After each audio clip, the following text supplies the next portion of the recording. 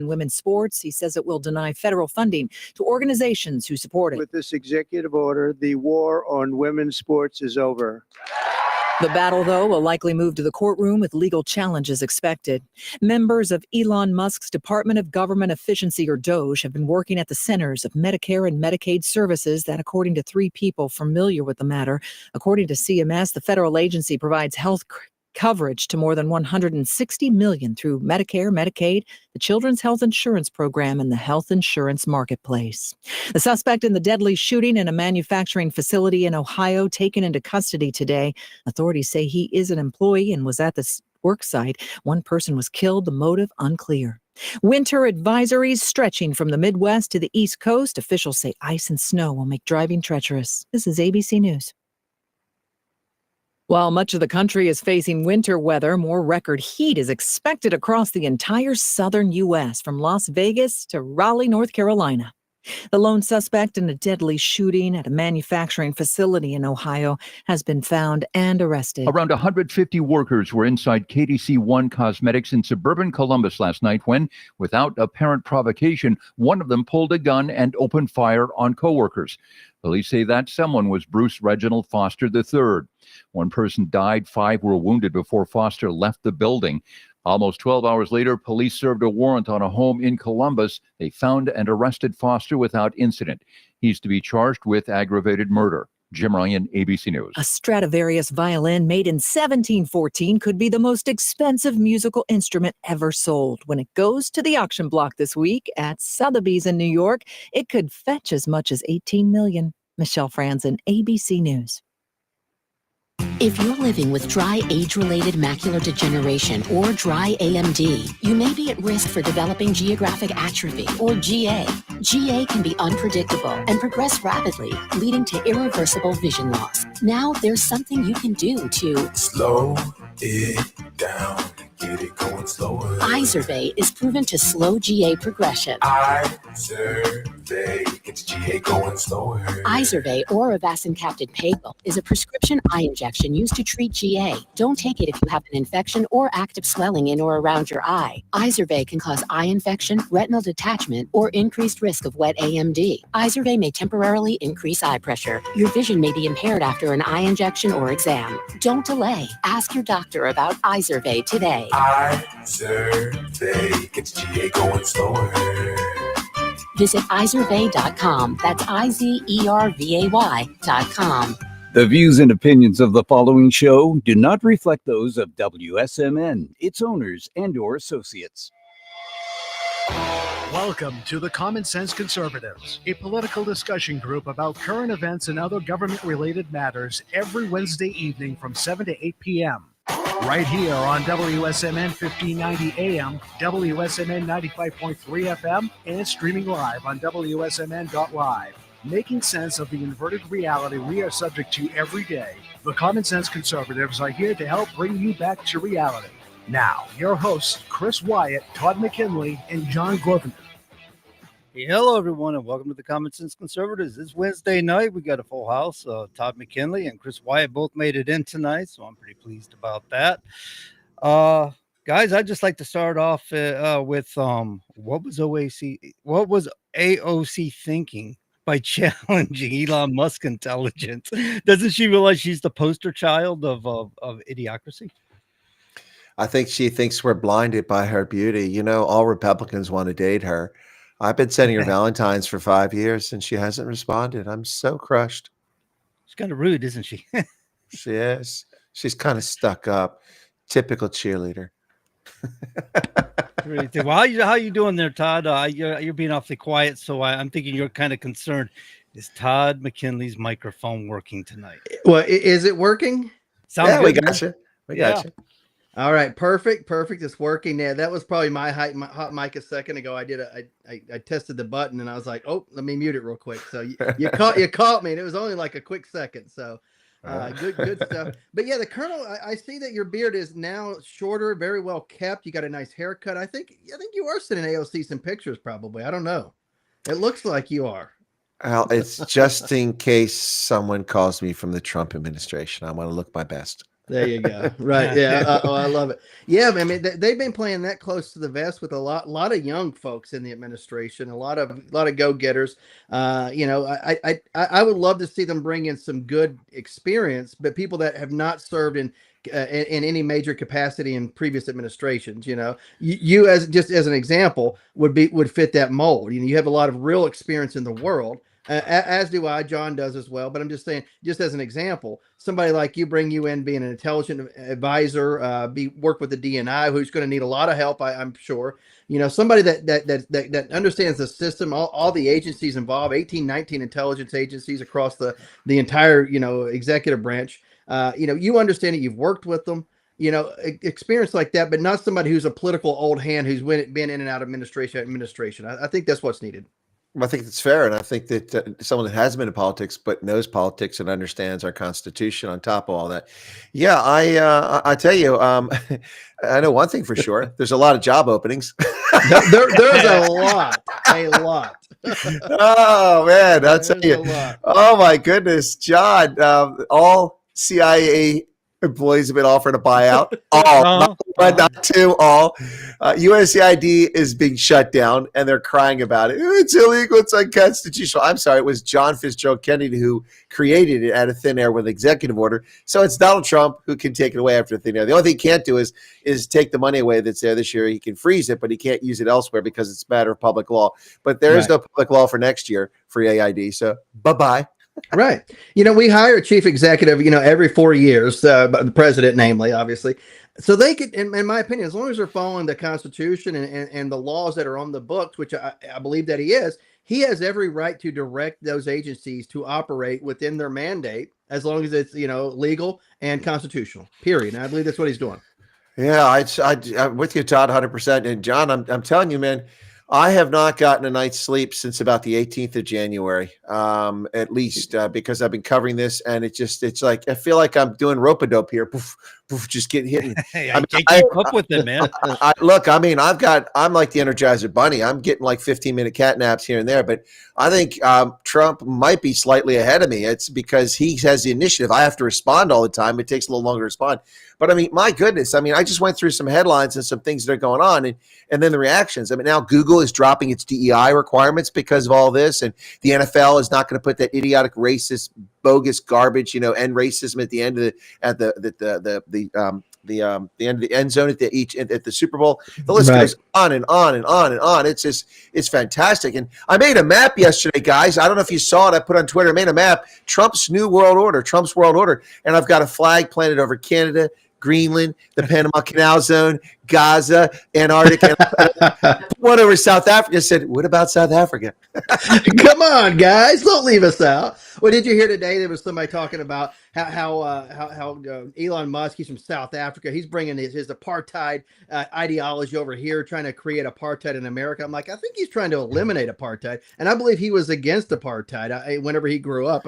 He wasn't in the heart of the 70s and 60s and all that. He grew up with apartheid toward the end, but I don't think he was involved in any of that nonsense. Come on. It was over by the time he entered the workforce. These people are desperate and stupid. They know nothing about South Africa. They have the intellectual capacity of a piss ant, and that's not profanity, FCC. That's actually the name of a type of ant, a piss ant. Right. Well, I see we have a fictional character joined us, Holden Caulfield's here. I guess he's to quote the book, a phony, right? I don't know who he is. I'm just saying the name. One of my viewers who popped in here. He's I'm not making fun. I'm just saying no, it's fine. The name pops up, and I'm like, that's a good book. It caught my attention too when I first saw it on my program. Good book, good alias. I love it. I will tell you this, guys. Donald Trump's good for business. My YouTube presence has grown by almost 40% in subscribers in the past 8 days, and I have gotten 20% of my total views for the last 4 years in the last week. It's crazy because it's affecting America, it's affecting the world, it's affecting South Africa. And of course, I cover that in my programs, and everybody's tuning in. Thank goodness it's about time. John, can we take a breath or what? My goodness, we haven't even got to the headlines. Yeah, right? I love it. Holy crap. Let's see what we're waiting on. Pam Bondi just was sworn in here recently, right? So she come out swinging with the gloves off.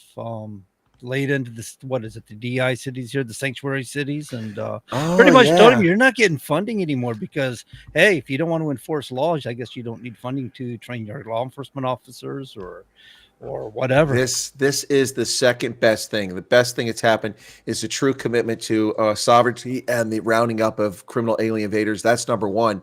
That makes us safer.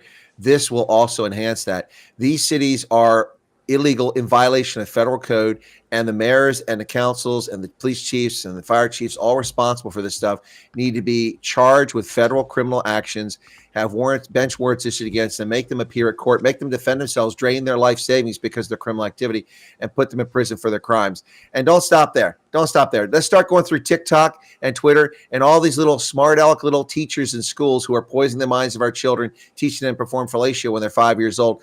They're running around saying they're going to protect these people. Let's give them a little hard awakening here. These people are lawless, and that's what's happened in this country for the past 15 years, including under Trump, because Trump said he drained the swamp, but the swamp fought back, and it wasn't drained. You know, it's like I fought the law and the law won. Well, he fought the swamp, and the swamp won the first time, and the swamp is reeling this time. I'll tell you what, it's like every hour, what's Trump going to put out now? What's the next thing? Yep, absolutely. Yeah, and I love the idea with Gaza. You know, if you've seen the videos and photos and stuff from various angles, uninhabitable most of that. It's just rubble.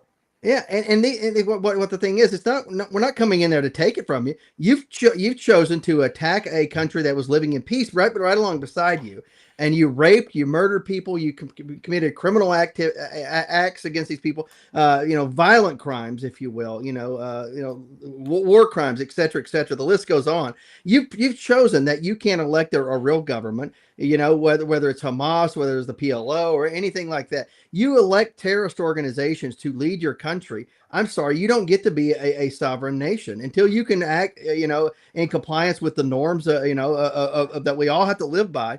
You forfeit that right. So unelect these people, kick them out of your country, whatever you got to do.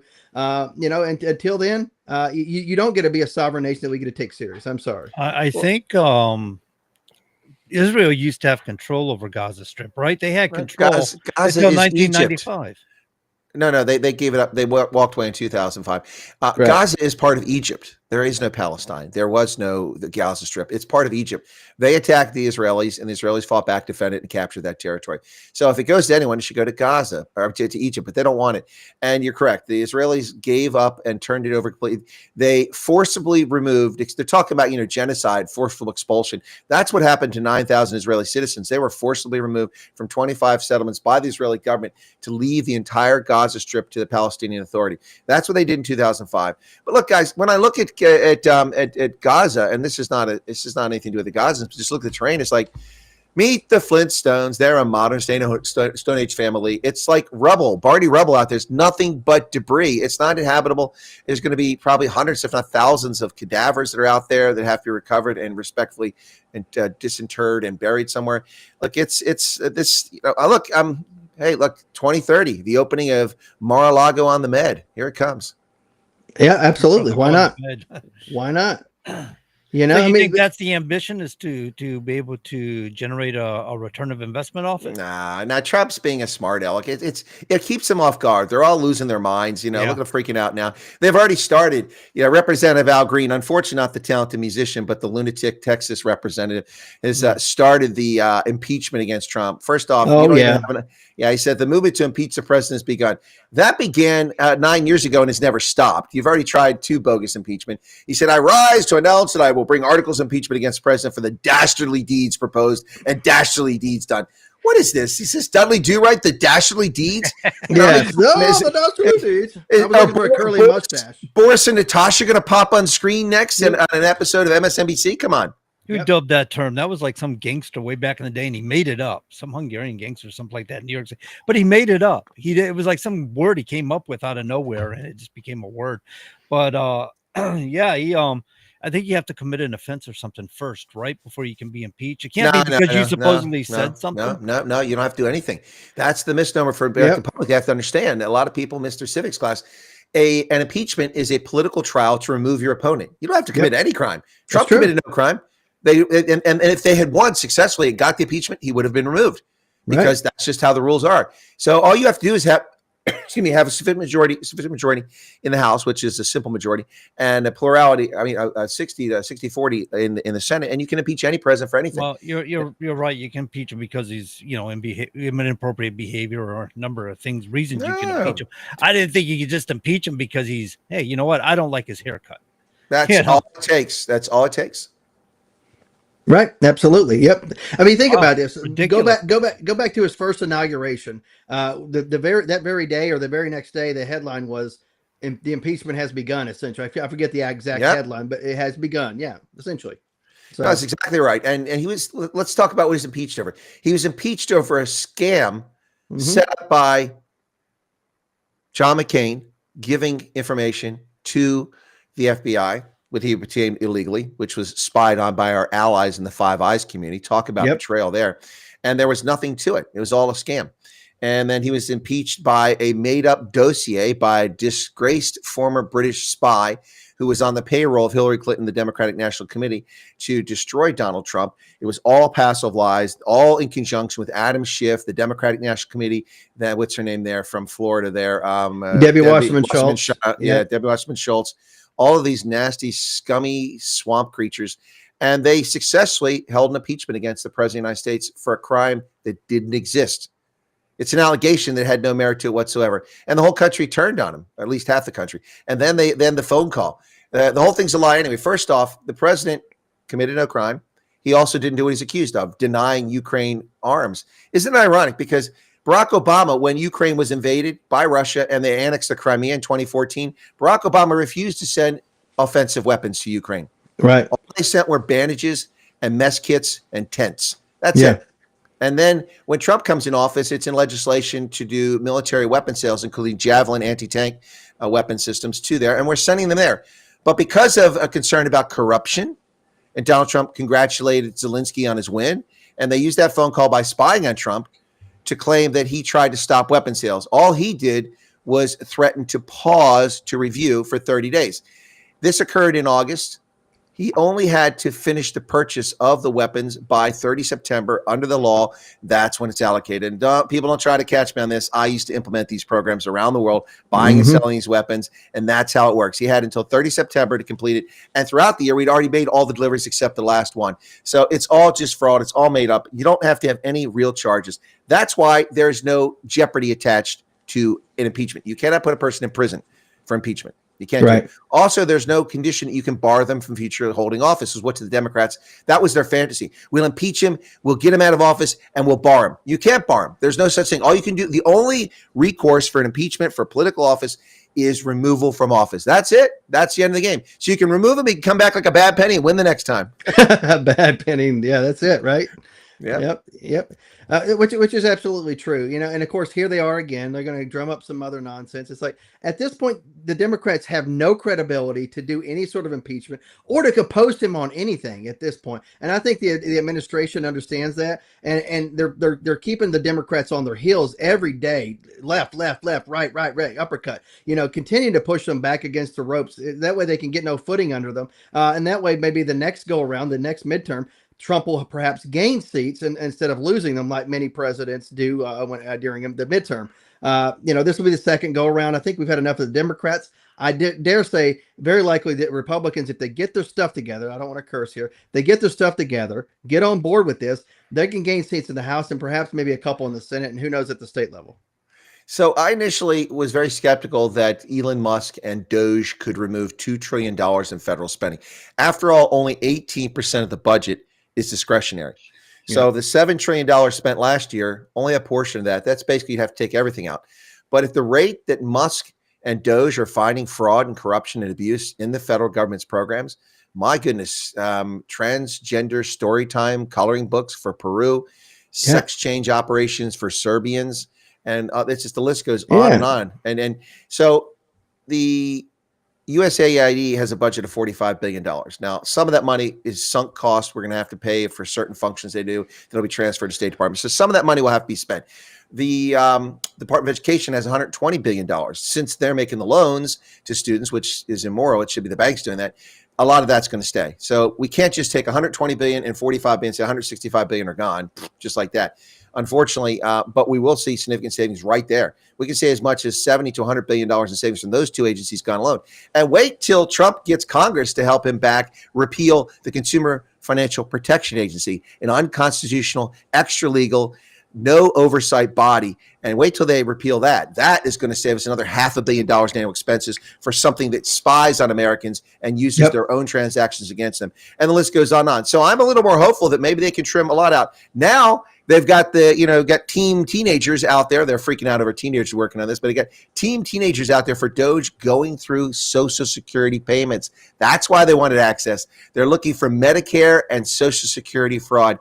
Right. Find hundreds of billions of dollars of that. Yeah, absolutely. And the cuts alone that he's already made, I think are into the hundreds of millions at this point. I mean, just on the first couple of days was into the tens of millions. I think now we're in the hundreds of millions, and I think we're verging on at least $1 billion or more that they've already found to save. So that's good. $1 billion, Dr. Yes. Yeah, they're going to be in the meadows with Colonel Sanders, the Goodies, the Rothschilds. But who better to be able to find this stuff? You can't hire somebody who's in their 60s or 50s and even 40s, perhaps even do this, maybe 40s and 30s, perhaps. But these young kids who understand it, who can get to it quickly, who have nothing else to do during the day and probably all night, is to sit there and just do this as if it's kind of like they watch people gaming. It's like, oh, I'm going to watch you go through these records. I'm going to watch you, take it as a game, if you will. As long as you're not sitting there arbitrarily going through cutting stuff, making recommendations is fine, and let some adult to decide, where the cut should be and to actually make the cut. And meanwhile, the political left, like the Southern Poverty Law Center and the United States, the Criminal Liberties Union, the American Criminal Liberties Union, and all the leftist attorneys that make money, all these people are going to send them to sue the Trump administration, are burning through their cash reserves, fighting birthright citizenship executive order, which may not stand the test of a court, but they're going to have to spend hundreds of millions of dollars just fighting that. And that's not going to leave money to fight all this other stuff. So I love it. Keep it coming, Trump. Keep, throw them off balance, man. It's rope-a-dope, man. This is like, it's the Thriller in Manila. It's the rumble of the jungle, man. It's the Trumpster. It's the world order according to Trump, man. It's like, the world according to Garp. We're gonna have to do that book and re-release it called The World According to Trump. This is crazy. I'm loving it. Well, Holden just asked there in our little chat for those who are, who don't follow the chat. He said, "Who is the silent gentleman in the lower screen?" That is John Grosvenor, co-host, and he holds down the studio there at WSMN 1590 AM and 95.3 FM in Nashua, New Hampshire. Without him there at the hub, we wouldn't be able to do this, at least the way we do it through terrestrial radio and, of course, streaming. He kind of puts it all together. That's who the silent man down there with the black hat is. I got the power of the voice when I want it. All I got to do is push this little button down, and nobody hears anybody but me. Well, it's not just that. We rotate the lead for the evening, and it's actually John's turn tonight. Yeah. So he has the ability to jump in here anytime he wants. Well, how it is. I just like the way it flows and goes, and enjoy the conversation. I don't generally try to control it. But I have been playing around with my phone here because I don't have chats on my board up here on the screen. I had to pull up my phone to get the chats, so that's why I'm kind of quiet and just playing with my phone over here. If you've been seeing that. Yep. And John and I'm glad earlier we did a little test. I got a new router yesterday at the house. I got a new MacBook Pro up and running, so I can use my Blue Yeti microphone, use my headphones, no problem. Not using my phone. I can use my phone for other things now. So if somebody calls. Yeah, somebody calls or texts me, guess what? It's not going to kick me off the show. So Todd's upgrade. We just got to get him on the mic just a little bit more. We're going to have to get him a mic boom or something so we can get it over to him. So yeah, I'll work on that. I saw you, John, on your phone, and I just presumed you were either at FanDuel, Casino.com, or OnlyFans. I wasn't sure what you're up to. Watch out. Well, I don't go to either, so that wouldn't be it. But yeah, it's just what you see on the screen in front of you. I just got it on my phone now.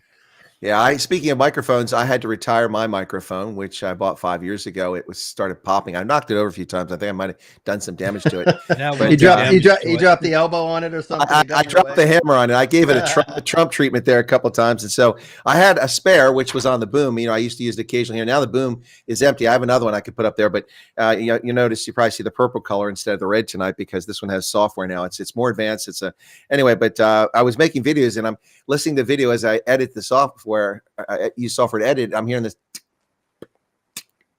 every now and then. Yeah. It's very, very distracting. The microphone is on its last leg. So we're going to probably have a big bonfire for that. Or I don't know, maybe I'll send it to China, see what they can do with it. China. Also, Get it not to using. China. Also, you're not using a cover on your microphone, a little foam cover. You get moisture and stuff on there, and that causes damage. I have a pop filter. Ah, you got one. Yeah, of he those. does. Yeah. It's a metal one. Yep. Good deal. Oh, Yeah. look at that. He's fancy over there, man, with that XLR mic. Is it? No, it's not XLR. It's a HyperX. HyperX. Yeah, these are very nice. When I bought the first one, which wasn't a USB-C, it's just a standard USB. That's this one here now in my hands. The audience can't see it, but you guys can. When I bought this, it was pretty incredible. It's got a nice little shock mount on it. You can mount it on a boom mic or like that, or a stand. I keep it on a stand. But when I bought this thing, these were $249. Oh, baby. Yeah. During the early stage of COVID. And I use the word frugal. Okay. I'm frugal. And so I'm not going to spend $249 for microphones. So I was using another one. Then there was a sale on it. It went down to $129. Like, I kept it in my Amazon basket. I bought it and it served me for nearly 5 years. It's fantastic. There we go. So it's retired now, and I've got a new one up, and this sounds a lot better anyway. So I'm excited about that. I installed. They had a not Black Monday, but what is it, Black Monday or Cyber Monday sale, and I bought another one of these, which is even newer version, and I installed it a few months ago, and I couldn't get it to work, and I finally realized when I installed this one last night, it's because the microphone, when I connected it, defaulted my speakers to the microphone, not to my speaker. So I'm recording video and I can where's the sound at? You got the 3.5 jack into the microphone and you got to hook up into that.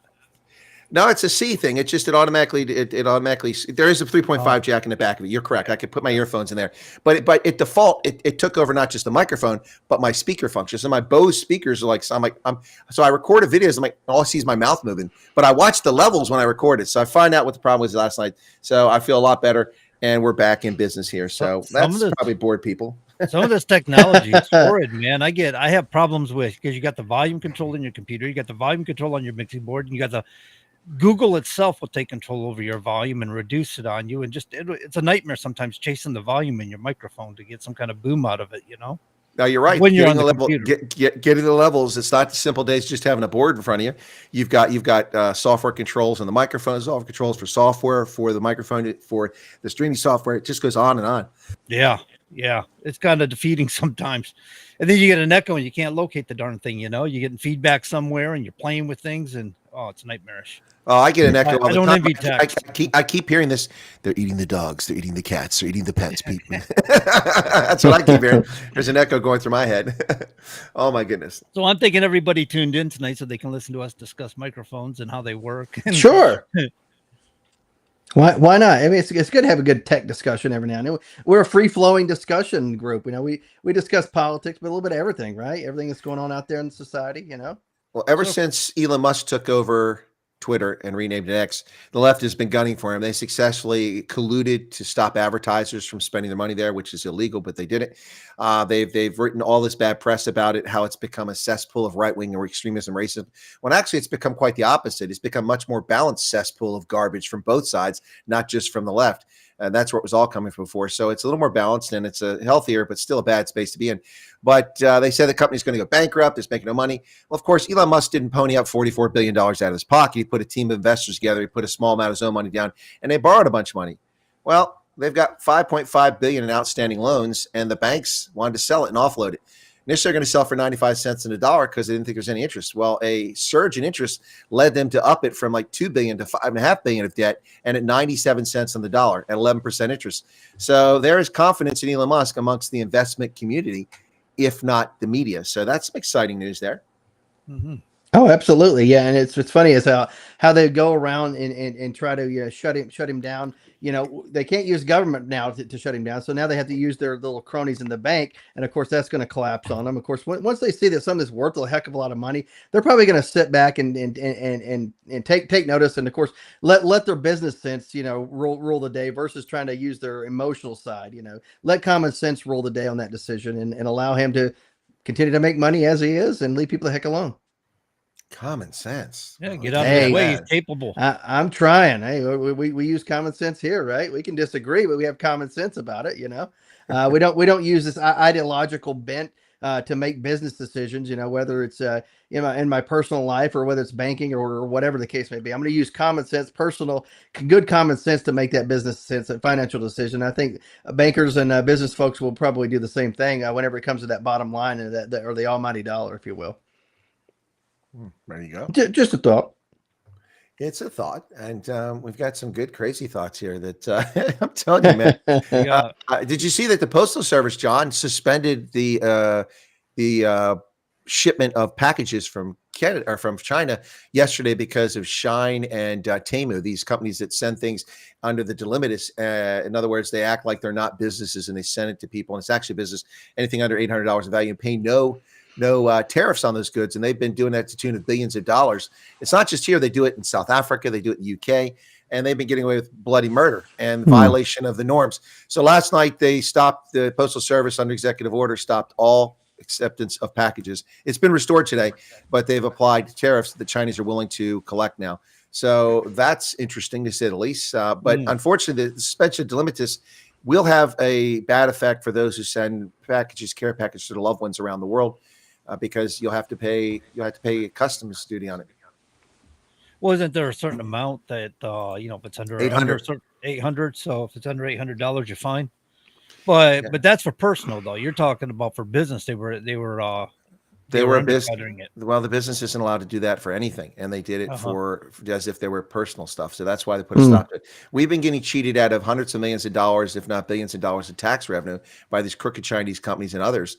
And Trump put a stop to it. It's just amazing how much money has been stolen. Why am I hearing myself? Is somebody good? I don't know.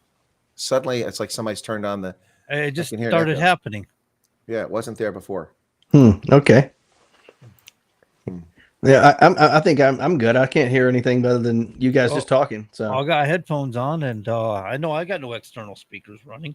Yeah, no, neither do I. Weird. So, yeah. All right. Anyway. Yeah. So delimitis has been suspended at least for the time being, and that's huge. It'll have good effects. It also has some bad effects, but sometimes little pain comes with the medicine. So how's this? You guys are talking about investments earlier. How's this sovereign wealth going to benefit us?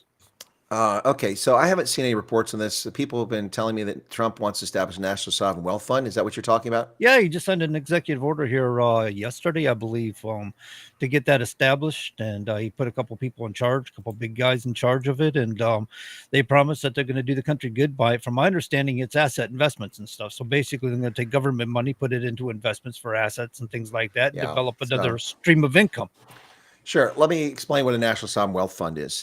Two of the most famous ones on the planet are Kuwait and Norway. Yep. Norway has an abundance of natural resources, petroleum and natural gas from the North Sea, and has been socking away hundreds of billions of dollars from that oil revenue for the past 3 or 4 decades. They put in a national sovereign wealth fund. Essentially, it's a mutual fund with assets that include sometimes land and factories, companies, common stock, things like that. All of that's tangible assets that build up, kind of like a retirement fund. And that money is available for a country. And when Saudi Arabia allowed Americans to come and defend Saudi Arabia, and because Iraq had invaded Kuwait, the Kuwaiti government drew $25 billion out of their national sovereign wealth fund to pay for the operations there, for meals, for fuel, for transportation, for the coalition forces. Their rainy day fund helped fund that. So, we actually made money on the Gulf War, the first Gulf War. I don't know if people know that. I mean, it didn't cost us anything. Almost the entire cost of it for this that we bore was compensated by the Japanese and by the Kuwaitis and others and donations from around the world in the end. But the point here is that so you build this fund and it's there for rainy day. I have to read and see because I've suggested National Sovereign Wealth Fund for years, but only after we pay down the debt. The Yeah. debt is sextupled in the time since I suggested that. The national debt was less than $4 billion when I suggested this 25 years ago. Now it's $37 billion. Or a billion Trillion. Yeah. So, Wow. it was less than 4 trillion when I suggested. Now it's 37 trillion at the federal level. So here's the problem. I'm going to have to look into it now that I thought somebody was just making this up, but now you said he's put it out there. I have to look for the executive order. The problem, without having read it, and I'll admit freely that, there's lots of ways it can be positive, but basically there's no point in having a sovereign wealth fund because you have to take money that you have and put it in a savings account. But it's kind of like the people who have credit card debt, paying 23% of credit card debt, and they really feel bad about it and they want to get out of the hole they're in. They're like, all right, I'm going to save money. So let me put $200 in my savings account this month. And I'm like, no. You've got $10,000 in credit card debt. Pay the credit card debt down because the savings account is going to earn you 1%, maybe 2%. You're paying 21% on your credit card. You'll never pay it off. Pay it off as quick as you can. Once you get rid of the debt, then you can accrue money. So I don't see the utility of having, other than establishing it, having a national sovereign wealth fund, unless the intent is to take new revenue from tariffs and that would make sense. That would make sense to pour that in there. But hopefully it's not going to be one of those situations where it's a quote unquote, to quote Al Gore, lockbox, if you will, where people can just go to, like Social Security, where they've drained it, where any number of government programs. It shouldn't be something where Congress could unilaterally just take it, or any president could just take it. It should be something that's there for the long term, like you said, the long term financial health of the nation, not just for some nonsensical program that they want to spend it on. That's the problem with government within itself, though. Social Security is my go-to for that. Yeah. When it was sold to the American people, it was sold as a continuation of your income so you can retire with dignity and continue to live, right? And so then somewhere along the lines, I don't know when, if it was the 60s, 70s, when they started realizing people are going to live longer, and they also started using it for what, Social Security, disability, and all this other stuff, then they started calling it retirement supplement. Supplement to your retirement. Right. And so when people like my grandmother retires, she starts crying. She's like, what happened? I was supposed to retire with continuation of my income. What happened? They took it from me.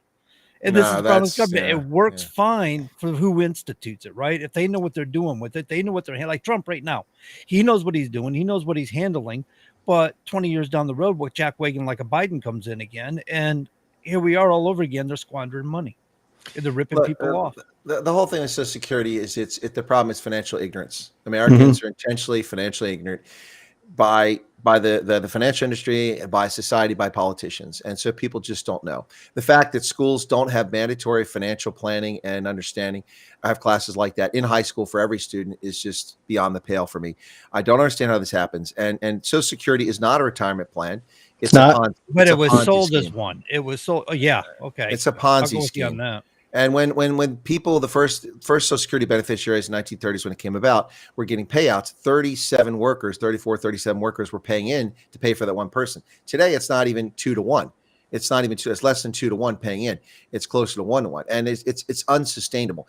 Even the top payout you could get for Social Security is something like $4,300 a month. That's not a livable wage somewhere. That's not, you can't go from making, because the amount of money it takes in order to get that $4,300 a month, or it's somewhere around there, you have to be making the top scale, which is like $118,000 a year that they tax in Social Security, and then that goes into it. And if you make $118,000 a year, all you're going to get if you retire today at the maximum age, you got to wait till you're like 69 or 70, depending on you're born. The maximum is going to be $4,300, and that is just about 40% of what you've been getting. So it's not a retirement plan, and it never should have been such. For decades, I was willing to forego it, sign a piece of paper, legally foregoing all benefits for the years I paid it, because I've been paying into Social Security since 1982. And I said, you can keep it. Just stop taking my money out of my pay. Let me have that 12.5% instead of my employer and myself putting in it, and I will invest it, make more money. And I would have. But now that I'm approaching that age, I'm unwilling to do that anymore. Now I want my payout. But it's not going to be enough to live off of, because they've had my money for 40 years, and I could have turned that into millions of dollars. Yeah. And they've spent it all. There's nothing there. It's all gone. There's an empty vault. And all they're doing is they're taking quantitative easing, issuing money, fake money with digits, and that's debt, essentially creating debt and giving money, flooding the financial system, devaluing the dollar, and using that to pay for Social Security. It's sick, it's twisted, and people need to be aware of what's going on. It's not that complicated. You are responsible for your own retirement. You, not the government, not Social Security. And if you don't start planning for your retirement the day you start working, then you're negligent. Now, I don't blame Americans because most of them are too uninformed about this because the system is set up to keep you uninformed. But if you start saving money, there's a guy who lived in New England. He was a gas station attendant or something like that and died in 2012 at the age of 94. People thought he was a pauper. Right. I have another story. Good story. $8 million to charities, $2 million to his family, and $6 million to charities. And like, where'd he get this money? He saved and invested his entire life and was smart with his money. He didn't live like a pauper, but he didn't live outrageous. He bought his house outright years ago and owed nothing on that. And so the power of compounding is amazing. It's magic. As long as you live, it's retirement age. But I mean, it's no different than the money's coming out of your pay, going to Social Security. You may not live anyway, right? So you might as well be the architect of your own success, and that's what I've been advocating for years. The problem is that we need financial education, which is lacking. Schools have let us down. Yeah, absolutely. And think about it. However much you've paid in over the course of your life, let's say you die before you can even draw on that. That's money that was taken from you, essentially stolen, that you or your heirs will never be able to get back your particular money ever. Well, and if say you die at the age of 55, okay, Right. let's just go with someone dies at the age of 55, and you don't happen to be married at the time, no one gets any money. You got no minor children in the house. They got it all. And who is the biggest demographic group who's been screwed by Social Security since its inception? Want to take a guess? This would be a gender and a color of skin. Anyone want to guess? I'm going to assume you're saying gender and the color of skin. Black women. I'm going to say black. Not black men. Black men, because black men die at an earlier age than any other demographic in the country. Their average life expectancy is several years less than white men, several years less than black women. It's so they are the ones who die. They typically die, so many of them, before they ever collect a penny of Social Security. They're paying to for all these years because of bad health and all kinds of conditions that contribute to this. But if you look at the life expectancy for black men, which has gone up, by the way, this century, but in the past it was pretty bad. So the bottom line here is that they've been cheated for so long, and people just look the other way because they don't care. It's unfortunate, but the whole thing is the power of compounding will really make it all the better. You just got to be the architect of your own success, and we don't have that. Everybody expects the government to do something for them. You need to turn this around. You need to help the country. Yeah, what I hate is whenever you go to, say, a government, meeting or congressional meeting, whatever the case may be, it could be just a Republican meeting. People say somebody ought to do something, or it looks like they should do this or that. It's like, how about no? Because whenever you allow the government to come up with the solution to the problem, first off, they'll probably misidentify the problem, and they're going to apply the wrong solution in most respects. And guess who's going to be there to correct that problem? It's going to be more government institutions, more bureaucracy to try to correct the problem that they created in the first place by trying to correct a problem that you identified, but you allowed them to come up with a solution. Don't do that. Come up with your own solution. If you can't apply it yourself, offer up the solution, before you say, hey, somebody should do something, because they will, and you will not like it. Trust me. Yeah, there's no such thing as a free lunch. When I was a kid, I had this really cool wall poster. It was mounted on a piece of wood, and it was a big fish eating a smaller fish, eating a smaller fish, eating a smaller fish. There's no such thing as a free lunch. There really isn't.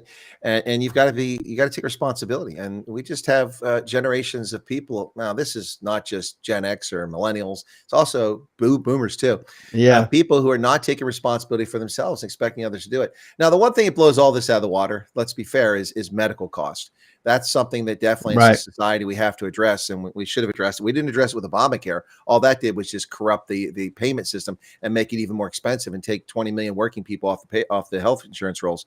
So that wasn't a solution. That was a corrupt, dirty, underhanded, this deceptive deal by Obama and the Democrats, which some dumb Republicans went along with. But the reality here is that that can hurt people. I mean, there's no reason, if you live by the rules, if you save and invest, if you raise your family, you obey the law, you work hard, you contribute, you're an honest, patriotic person, that your wife gets struck down with breast cancer at the age of 38 and you go bankrupt. That's not cool. Unacceptable. Yeah. That's something as society we have to address. But beyond that, it's certainly not society's role to put money aside for you. And if you honestly think that you are going to put. Look, here's two things. I think I've talked this before, John, is that, I have moved through my life, and now I'm approaching an age where I might start to see some of that money coming back to me from Social Security and other things. But I've moved through my life on the premise that two things are going to happen. Number one, by the time I reach Social Security age, there will be no Social Security, or it'll be greatly reduced, and I won't be able to get back what I put into it. So I never expected to see a penny from Social Security. Therefore, I plan to have enough resources to survive without Social Security. And as this century began and I approached the 20 years in the Army, I wound up with 39 or 36, excuse me. As I approached my 20 years in the Army, I came to the realization that Congress at some point would probably try to defraud us out of our military retirement, reduce the amount we got. And, okay, well, it's too generous. You only get this percentage or this much, or no, you don't get this unless you did. And so since it's not guaranteed, I moved forward for the last 2 decades, saving and investing as if I'll never see my military retirement. Now, I will tell you, if I lost military retirement, it would be painful, but I would not be in the street eating the cats and dogs. I'll leave that for the Haitians in Springfield. Right. So since we're on the subject of retirement and bad deals in retirement, you got any opinions on reverse mortgages? He's not Tom. He's not Tom Selleck. Don't ask him. Come on. Yeah, now. I was going to say, I could do an episode of Blue Bloods here. Yeah, get a Ferrari, baby. That's reverse mortgages are just a way to get some cash out of the equity that's in your home. I'm not recommending anything like that. I think reverse mortgages tend to be something for people who've not planned and invested well, and the only real asset they have is their home. So they're looking for some cash.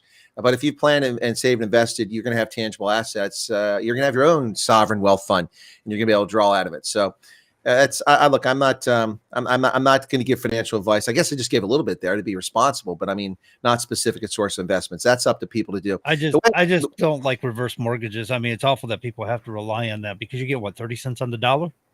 Well, you say it's awful people have to rely on that, but it's a voluntary decision, and a lot of people do it because they want cash, not because they have to, and then they regret it. Some people do it because they're in a bind and need cash, and I understand that, and that's a shame. But it all comes down to this nonsense, the myth of home owning. And this is what's driven me nuts in America for years. We grew up with this story that we've been told that, your home is your investment. A home is important. Well, that doesn't take into account the tens and hundreds of thousands of dollars you have to pay in maintenance and upkeep, repairs, insurance, taxes over the lifetime of the house. All that capital accumulation that you're going to get by selling it, if you're fortunate enough to sell it for more than you pay for it, is all gone out the window in the form of taxes and maintenance and things like that. I'm not saying you can't make money off of houses, but you have to include everything here. So, I mean, basically, I'm a debt slave to the bank for my home. I mean, my Social Security check, if I was able to retire at the maximum age now, which would be the top payment, my Social Security payment, which is better than most people's because I paid a lot into it the last 20 years, barely covers my mortgage, my cable bill, my phone bill, my electric bill, my gas bill. And after that, I guess I'll just have to stream all day because I can't go anywhere. There's no money left, and then so. So it's really not a princely sum. And if people think it is, that's crazy. Now, imagine the people who are on the low end of the scale who are working for minimum wage for 20 or 30 years, or you make $10 or $15 an hour for that long. Imagine how small their Social Security payment is going to be. There's no way they can survive on that.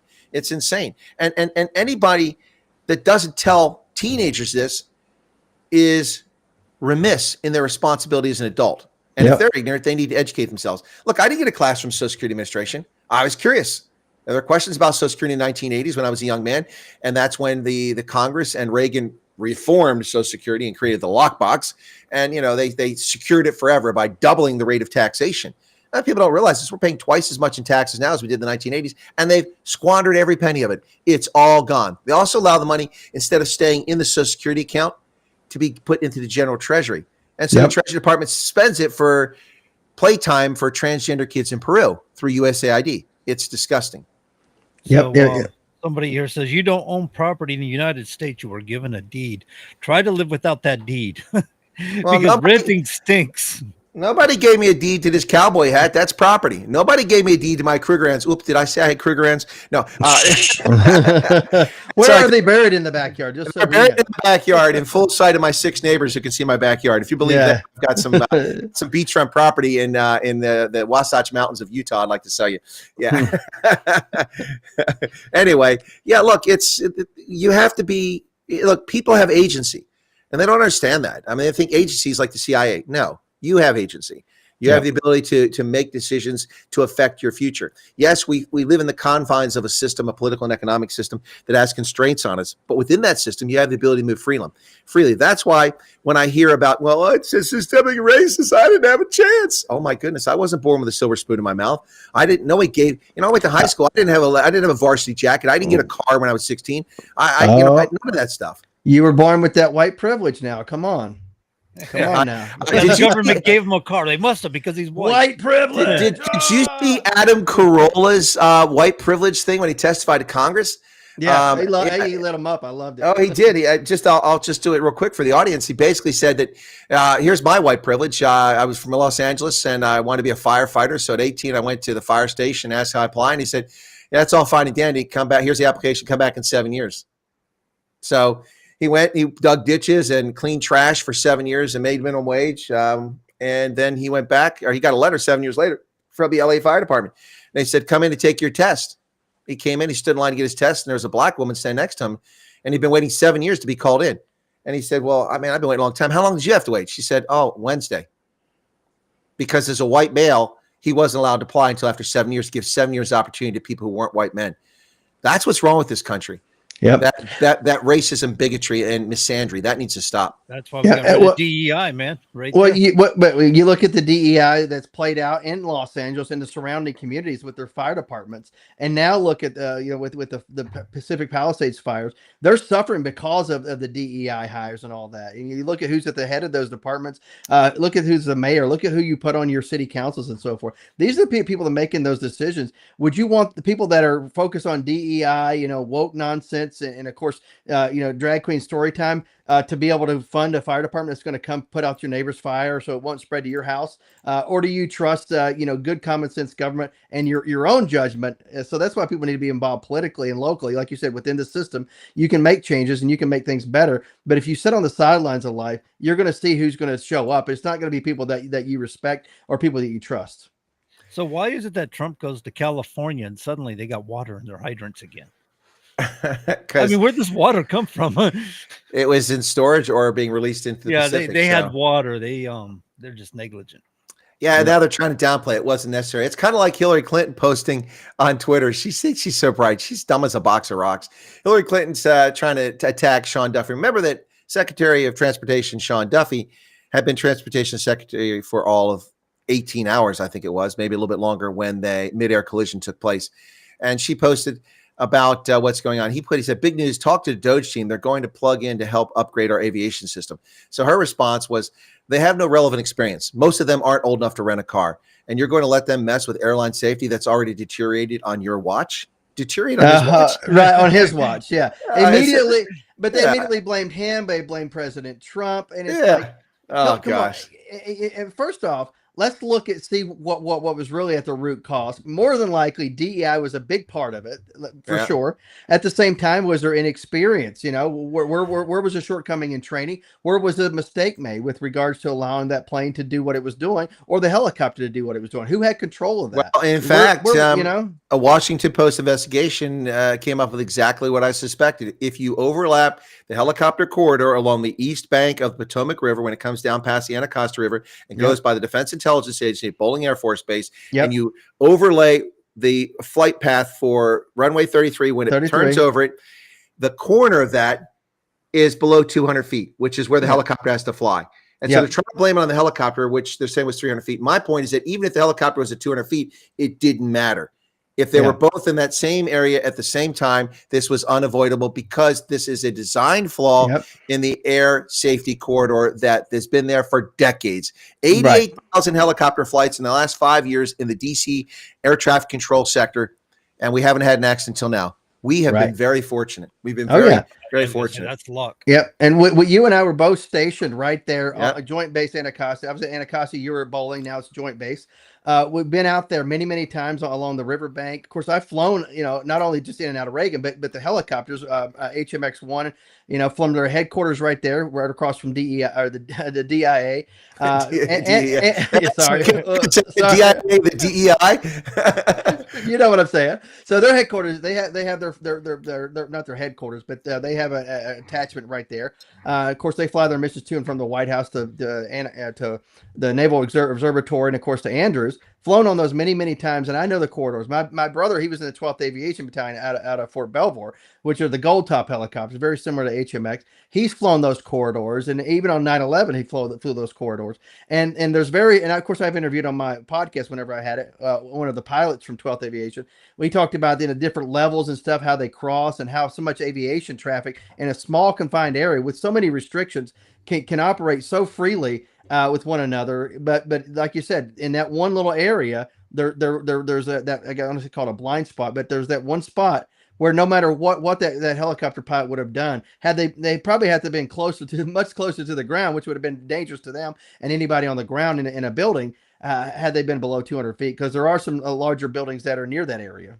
Well, they're over the water, and that's where I'm talking specifically. That's where the spot happened. Yeah. So the only possible thing is if they were able to see the plane in front of them is a ditch down in the water, and that might not have caused the plane to crash. We're speculating here, but the bottom line is that there was an inherent risk here that was design flaw, whether the pilots were wrong or not. It doesn't matter. It contributed to the problem. 100% had to. I would agree. Case.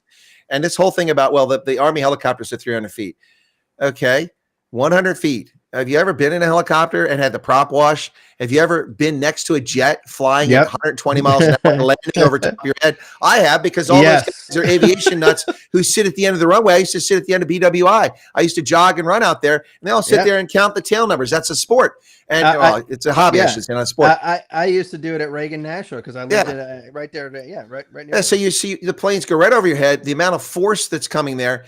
Look, I mean, even if there had been 200 feet and the plane was at, say, 400 feet, that in itself is inherently dangerous. The problem is that they shouldn't have been in the same space at the same time. The tower should have taken positive control if they'd been manned properly and directed a helicopter, which can stop midair, to halt in your path. Yep. Danger, halt, and they could have stopped there or diverted over Bowling Air Force Base, pull out of the corridor and go over Bowling Air Force Base. It may be restricted airspace, but it's a DoD helicopter. It's restricted Defense Department personnel. So look, I mean, this is entirely preventable, but Sean Duffy has nothing to do with this. Hillary Clinton is just a nasty troll who just really can't get over the fact that she got beat. I'll tell you what, man, Donald Trump needs to be brought in for domestic violence. He's beaten more women than anybody else. I love it. And it's what's so funny is Hillary, who was the anointed one, he did away with her like she was an appetizer. I just love it. And of course, they had to do everything they possibly can in 2020 to steal the election, which whether or not Joe Biden, if he won legitimately, we would never know at this point because of all the underhandedness and all the nefarious things that went on. So I couldn't trust any honest numbers at this point anyway. I mean, come on, man. Joe won that election. Come on. Yeah, come on. You got it. I'll take corn pop out back. Did you see Joe got himself a casting agent? I mean, it's about time he's pretending to be an American for 50 years. He'll be like this. He'll be looking around. He'll be like, line. I'm looking for line. Where is he? It's okay because I've done a lot of acting and stage work and plays. I played president, and they mark your spot on the stage. So Joe's accustomed to finding a little X on the stage where he's supposed to go stand. Oh yeah, shuffle over to it and stand. Line. No, I'm looking for line. Where is he? No, Hunter is doing lines in the back room. Oh yeah, well, he's probably doing something Ozempic or whatever the heck it is to stay awake and coherent for a few minutes. I don't know what Ozempic's weight loss. I just threw it in there. Yeah, I don't know. Yeah, those commercials are really annoying. I tell you what, if you're going to do a commercial like that, you want to convince me to take that drug, why don't you show me some fit people who have fitness and look svelte after taking the drug instead of people look like they've been sitting at the freaking, burrito bar for 10 years without a break. And that's their advertising. Show me the end result, not just the people that are just morbidly obese. It's pretty scary. Yeah. Oh, yeah. But it's funny is whenever they do the before and after, the before is like really dark and dingy. They kind of crunch over, if you will. Then of course the after is they have all the nice lighting and of course the nice makeup and hair and everything. Everybody looks really good whenever you have a professional do your hair and makeup. I mean, even if you're an ugly person, you can look decent with a professional helping you out. I take offense. I think that's all fat shaming. Oh, whatever. No, to me, I don't care if you're big or small, as long as you're healthy. Not do the commercials. I'm talking about the commercials, man. Yeah. I mean, look. I mean, if a Lyft driver refused me a ride because I weigh 700 pounds, I'd sue them too. Yeah, but here's you weigh 700 pounds, but if I'm flying on you're talking about flying. If I'm flying on an airplane, I shouldn't have to share my seat that I paid for $500, $600, $700 for with somebody else who just can't fit inside their seat. I'm sorry, I should not have to do that. Well, Southwest makes you pay for 2 seats. I think they should all do that. I mean, that lady needed the entire front row. That's the 5-seat across front row. To me, that's just some some self-discipline, if you will. That's some your own personal choice. Oh, it's just a thyroid problem. Oh yeah, I've heard that. Go ahead, John. All right, with that in mind, I think we'll take us a break, ladies and gentlemen. When we come back, we might have to talk a little bit about Democrats' strategy on how they're going to mess with the politically right here come March. And so stay right there. Don't go nowhere. We'll be back in a few minutes.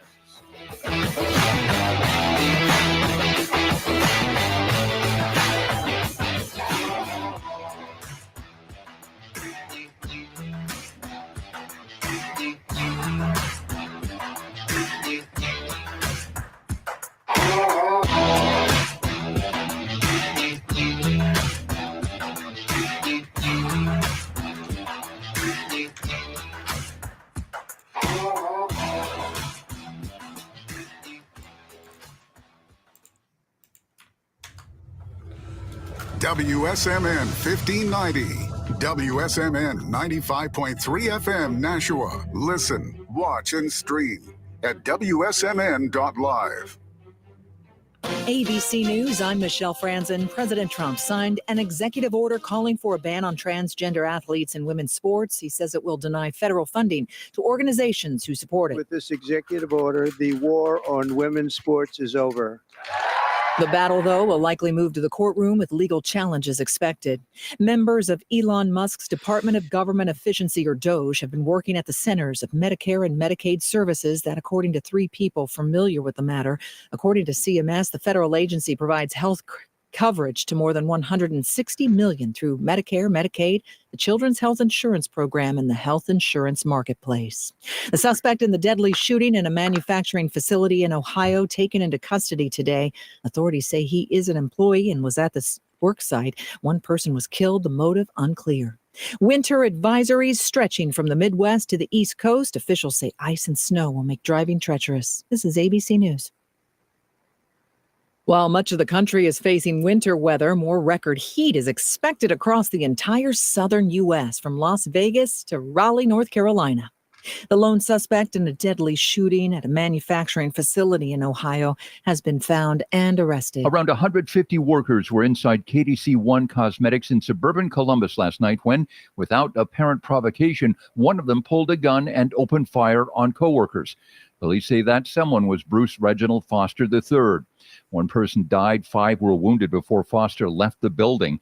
Almost 12 hours later, police served a warrant on a home in Columbus. They found and arrested Foster without incident. He's to be charged with aggravated murder. Jim Ryan, ABC News. A Stradivarius violin made in 1714 could be the most expensive musical instrument ever sold. When it goes to the auction block this week at Sotheby's in New York, it could fetch as much as $18 million. Michelle Franzen, ABC News.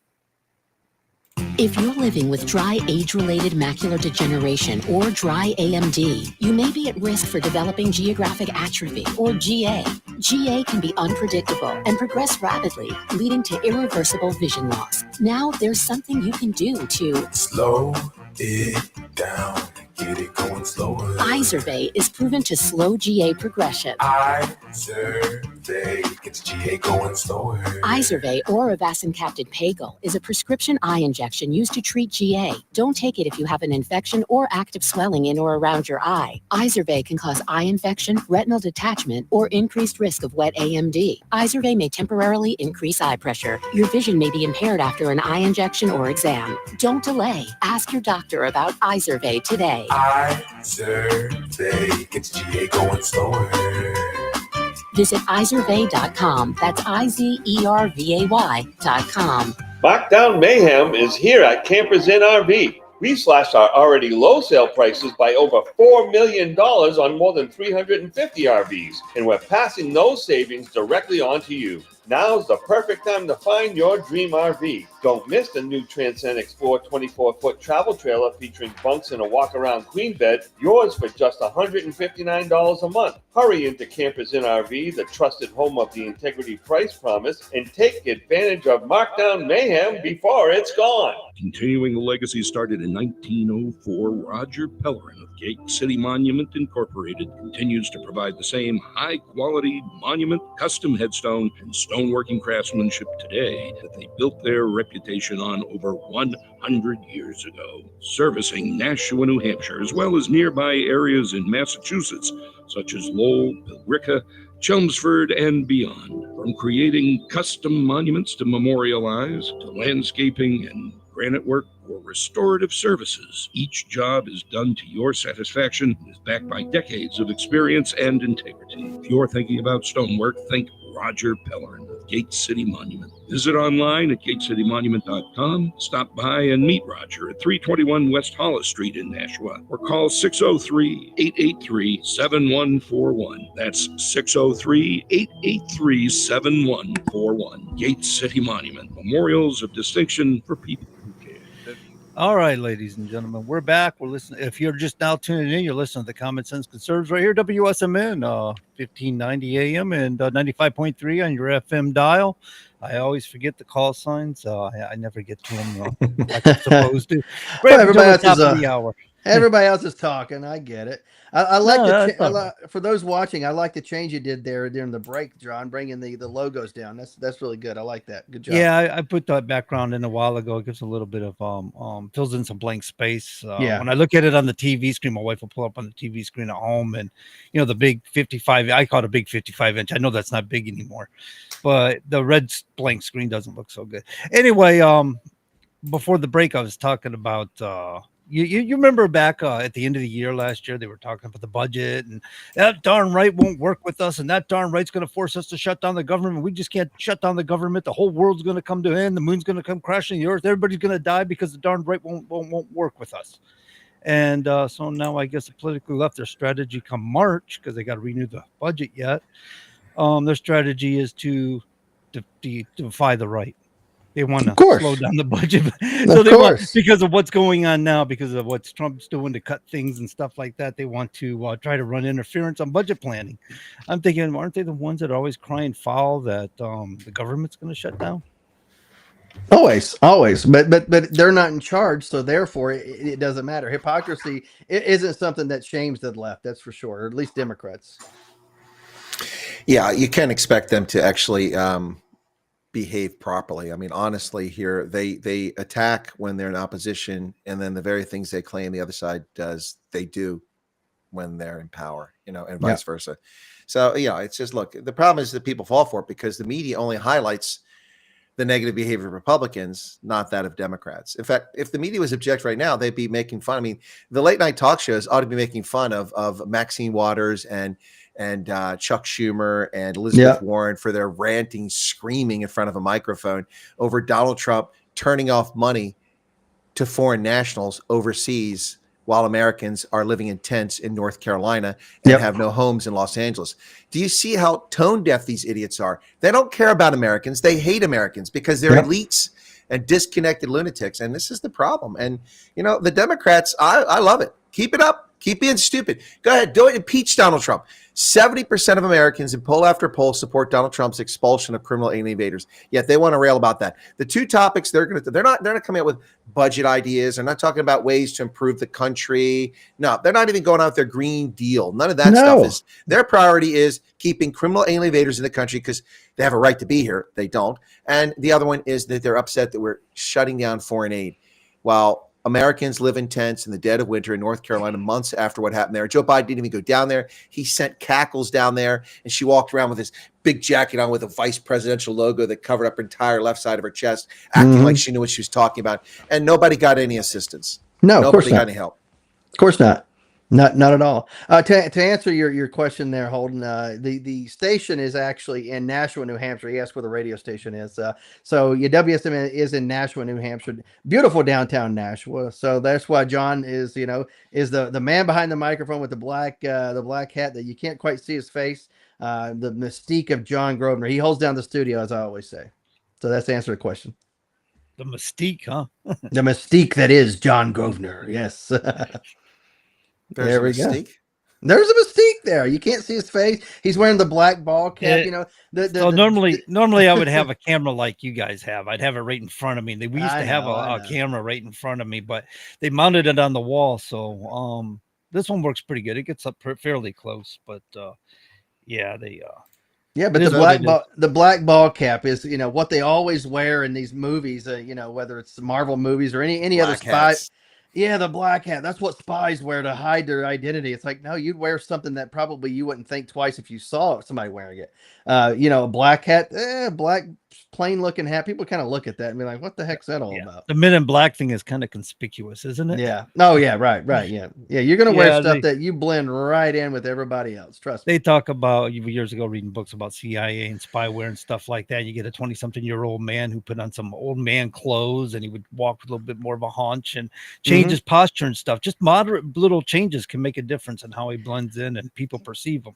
Well, yeah, I can tell you, if you had to ever flee some situation, taking off certain articles of clothing, change them inside out, taking off a hat, putting a different hat on, whatever, like you said, walking a little bit different can change your appearance in a big way, especially when people, are relying on general audience, if you will, or the population to identify somebody. Well, I think he was wearing this. I think he looked like this. You're never going to get a sketch that's going to be accurate to what you're really looking for. And by that point, you can already be out of an area, out of a hostile situation. I'm sure the colonel's probably done training like that before in the past. So I can neither confirm nor deny that story.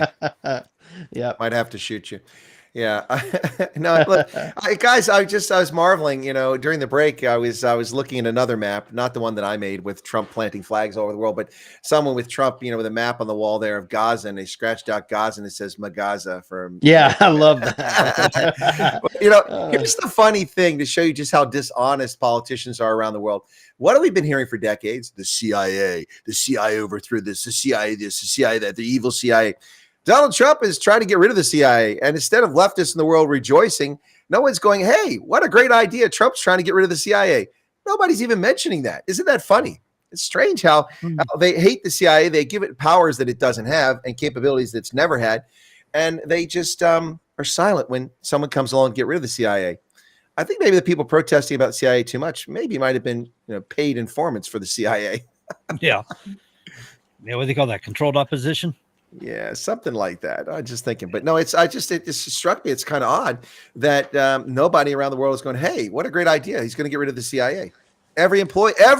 Not I didn't hear about that one. I know he's doing employee buyouts. He's trying to pay people 8 months to get them out of offices. And John, there were so many executive actions yesterday. I had to go live last night at midnight until 3:00 in the morning to catch up them all, just to make sure people were aware of what was happening.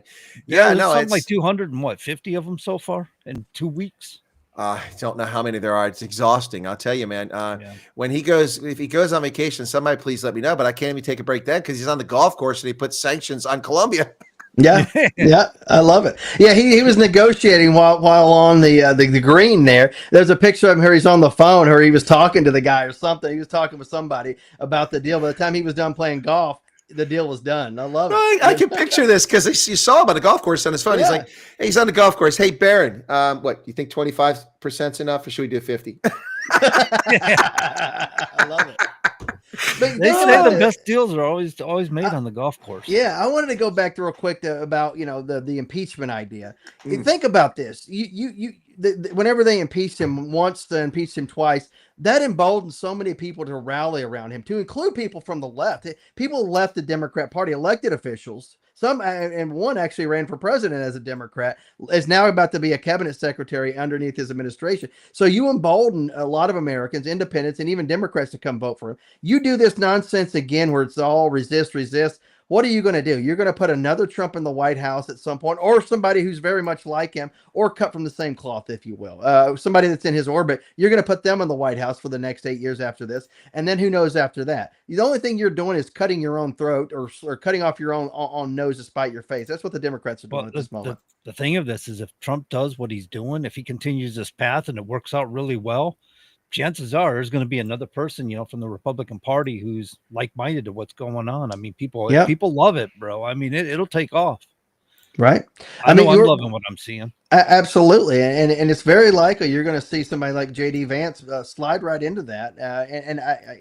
We'll know very soon whether or not JD, let's say he is going to be running, but we'll know for sure probably within the next few months if he starts to fundraise by the end of the summer. And it'll be quietly though. Well, I think we're going to see an awful lot of stuff here. First, Trump is moving with this alacrity because he realizes he's got the mandate now, but the Republicans can be shaky and rhinos and shift away very quickly. So he's trying to get these things underway and get it in place before he loses that support. And also at 2 years, plus in 2 years, he'll be 80 years old. And I'm thinking maybe in 2 years, if he's accomplishes a mission, he might sit back and go, you know what? I'm going to hang out at Mar-a-Lago on the Med. You guys enjoy He's not the type of person that's ever going to slow down. It's going to take like a health concern for that to happen. But the 2-year mark is genuine because in 2 years, if people become fickle, there's a chance that the Democrats can take either the Senate, the House, or both. Right. And if they do, then they can impeach him. And so that's why he's got to get it done now. Yeah. Speaking of things that need to be done now, Pete Hegseth is drawing up plans to withdraw U.S. forces from Syria 100% within 30, 60, or 90 days. That's good news. Good deal. And it's going to be done properly, not this nonsensical pullout of Afghanistan, which got not only 13 Americans killed, but it cost millions upon millions of dollars, and it cost the lives of so many Afghani citizens. I mean, just decimated lives. It's flooded our country with 160,000 people, the vast majority of whom have no business being here whatsoever, and they've not been vetted. Yep, absolutely. Meanwhile, people that actually work for us, Terps and others, interpreters, were left behind. The people actually helped us out, but just people that had no business being here, loaded up willy-nilly in the back of C-17s and flown out and dumped in our country. They have no business being here whatsoever. Absolutely. How many of those people are terrorists? Like you said, no vetting. How many are terrorists? How many are known terrorists, if you will, that we have biometrics on, whether that's fingerprints, whether that's a retina scan or, photos, DNA, etc. How many of those that weren't even tested, weren't even scrutinized? I mean, I dare say probably several probably slipped through. Well, there was one guy. Remember that guy? Somebody was video recording him, and he says, "You don't know who I am." He says, "No." He says, "Well, you will." And it turned out they identified the guy, and he had, what was he, like an Iranian terrorist or something like that coming through the southern border? Yeah. No, you will. Yeah, exactly. Did you see the Canadian idiots removing liquor that's already on the shelves in Canada from America? Jim Beam and Jack Daniels. That's stupid. It's already paid for, you dummies. There's no tariff on that, you morons. Right, but the thing is, the person who owns the store has already paid for it anyway. So what are you doing? What I love about this is the reaction from around the world where people have been taking advantage of America. And when America says, we're not going to let you take advantage of it, they act like we've done something evil to them. They've been being evil to us. Right. Canadians are lazy as a nation, the government, not Canadians. Correct. They have been getting a free ride. They promised over a decade ago at NATO, the summit, all the countries agreed to spend 2% of their GDP on national defense. Canada's GDP is tiny compared to ours. They have never spent more than 1.2% of their GDP in that time. So they've owed us nearly 1 full percentage point of their GDP towards mutual defense. So they've not carried their load in the North American air defense system. They're not carrying their load in NATO. And it's time for them to pay up. Not to mention the fact that they have only 15% national tax for corporations, which is 6 points lower than ours. And when before Trump lowered it from 35, it was significantly lower. When it was 35%, Americans moved all of their automobile industry over to Ottawa, and they profited from that. So, the Canadians have been taking advantage as a country of us for a long time, and they think they're going to hurt us. Let's see who blinks first. And I'm hearing that the BBC is claiming there's a surge in national pride in Canada. Give me a break. The surge in national pride came as a shift towards the Conservatives took place because of Trudeau and his lunatic antics when he abused the truckers up there and used terrorism laws to put them in prison and to steal their bank accounts and seize it and prevent them from doing business. Mm-hmm. Justin Trudeau is a criminal who needs to be prosecuted for crimes against humanity. I got a message from a Canadian friend today that he'd like to thank Mr. Trump because now Canada is moving towards making trade deals with other countries and working on different avenues. They realize their dependency on us. Now they want to remove that dependency. They want to make sure, it's violating the old golden rule of business: never put all your eggs in one basket. Yeah, so they want to that's diversify now. Well, I mean, I love that. So the Canadians love it when they get to take advantage and it's in their favor. It's for years they made a fortune off of the bad NAFTA deal with no intellectual property, copyright protections and such in there, and all other sorts of things. The internet wasn't even envisioned when NAFTA was signed back in the early 1990s. And so they cleaned house on us for years. And it took Trump to get the U.S.-Mexico-Canada agreement in place. And it wasn't perfect. It improved things. But, so much of our industrial production had been offshored into Mexico into Canada, particularly for automobile production. It's just crippled our country and our industry. And they want to be our friends as long as they get to take all of our jobs and then send us back the cars and we send the hard currency back there. Well, that's not a friendship. That's spousal abuse. And if that's your the idea of a relationship, then we don't need Canada. There's Canadians are some wonderful people, many of them. But if that's how their government wants to behave, then they can just take it on the arches. I can use American honey for my waffles and my pancakes instead of Canadian maple syrup, or I can buy American maple syrup. We're the second largest producer nationally. Mm-hmm. And I don't need to buy Chrysler's manufactured in Ottawa. I can buy something made here or a car from Germany for that matter.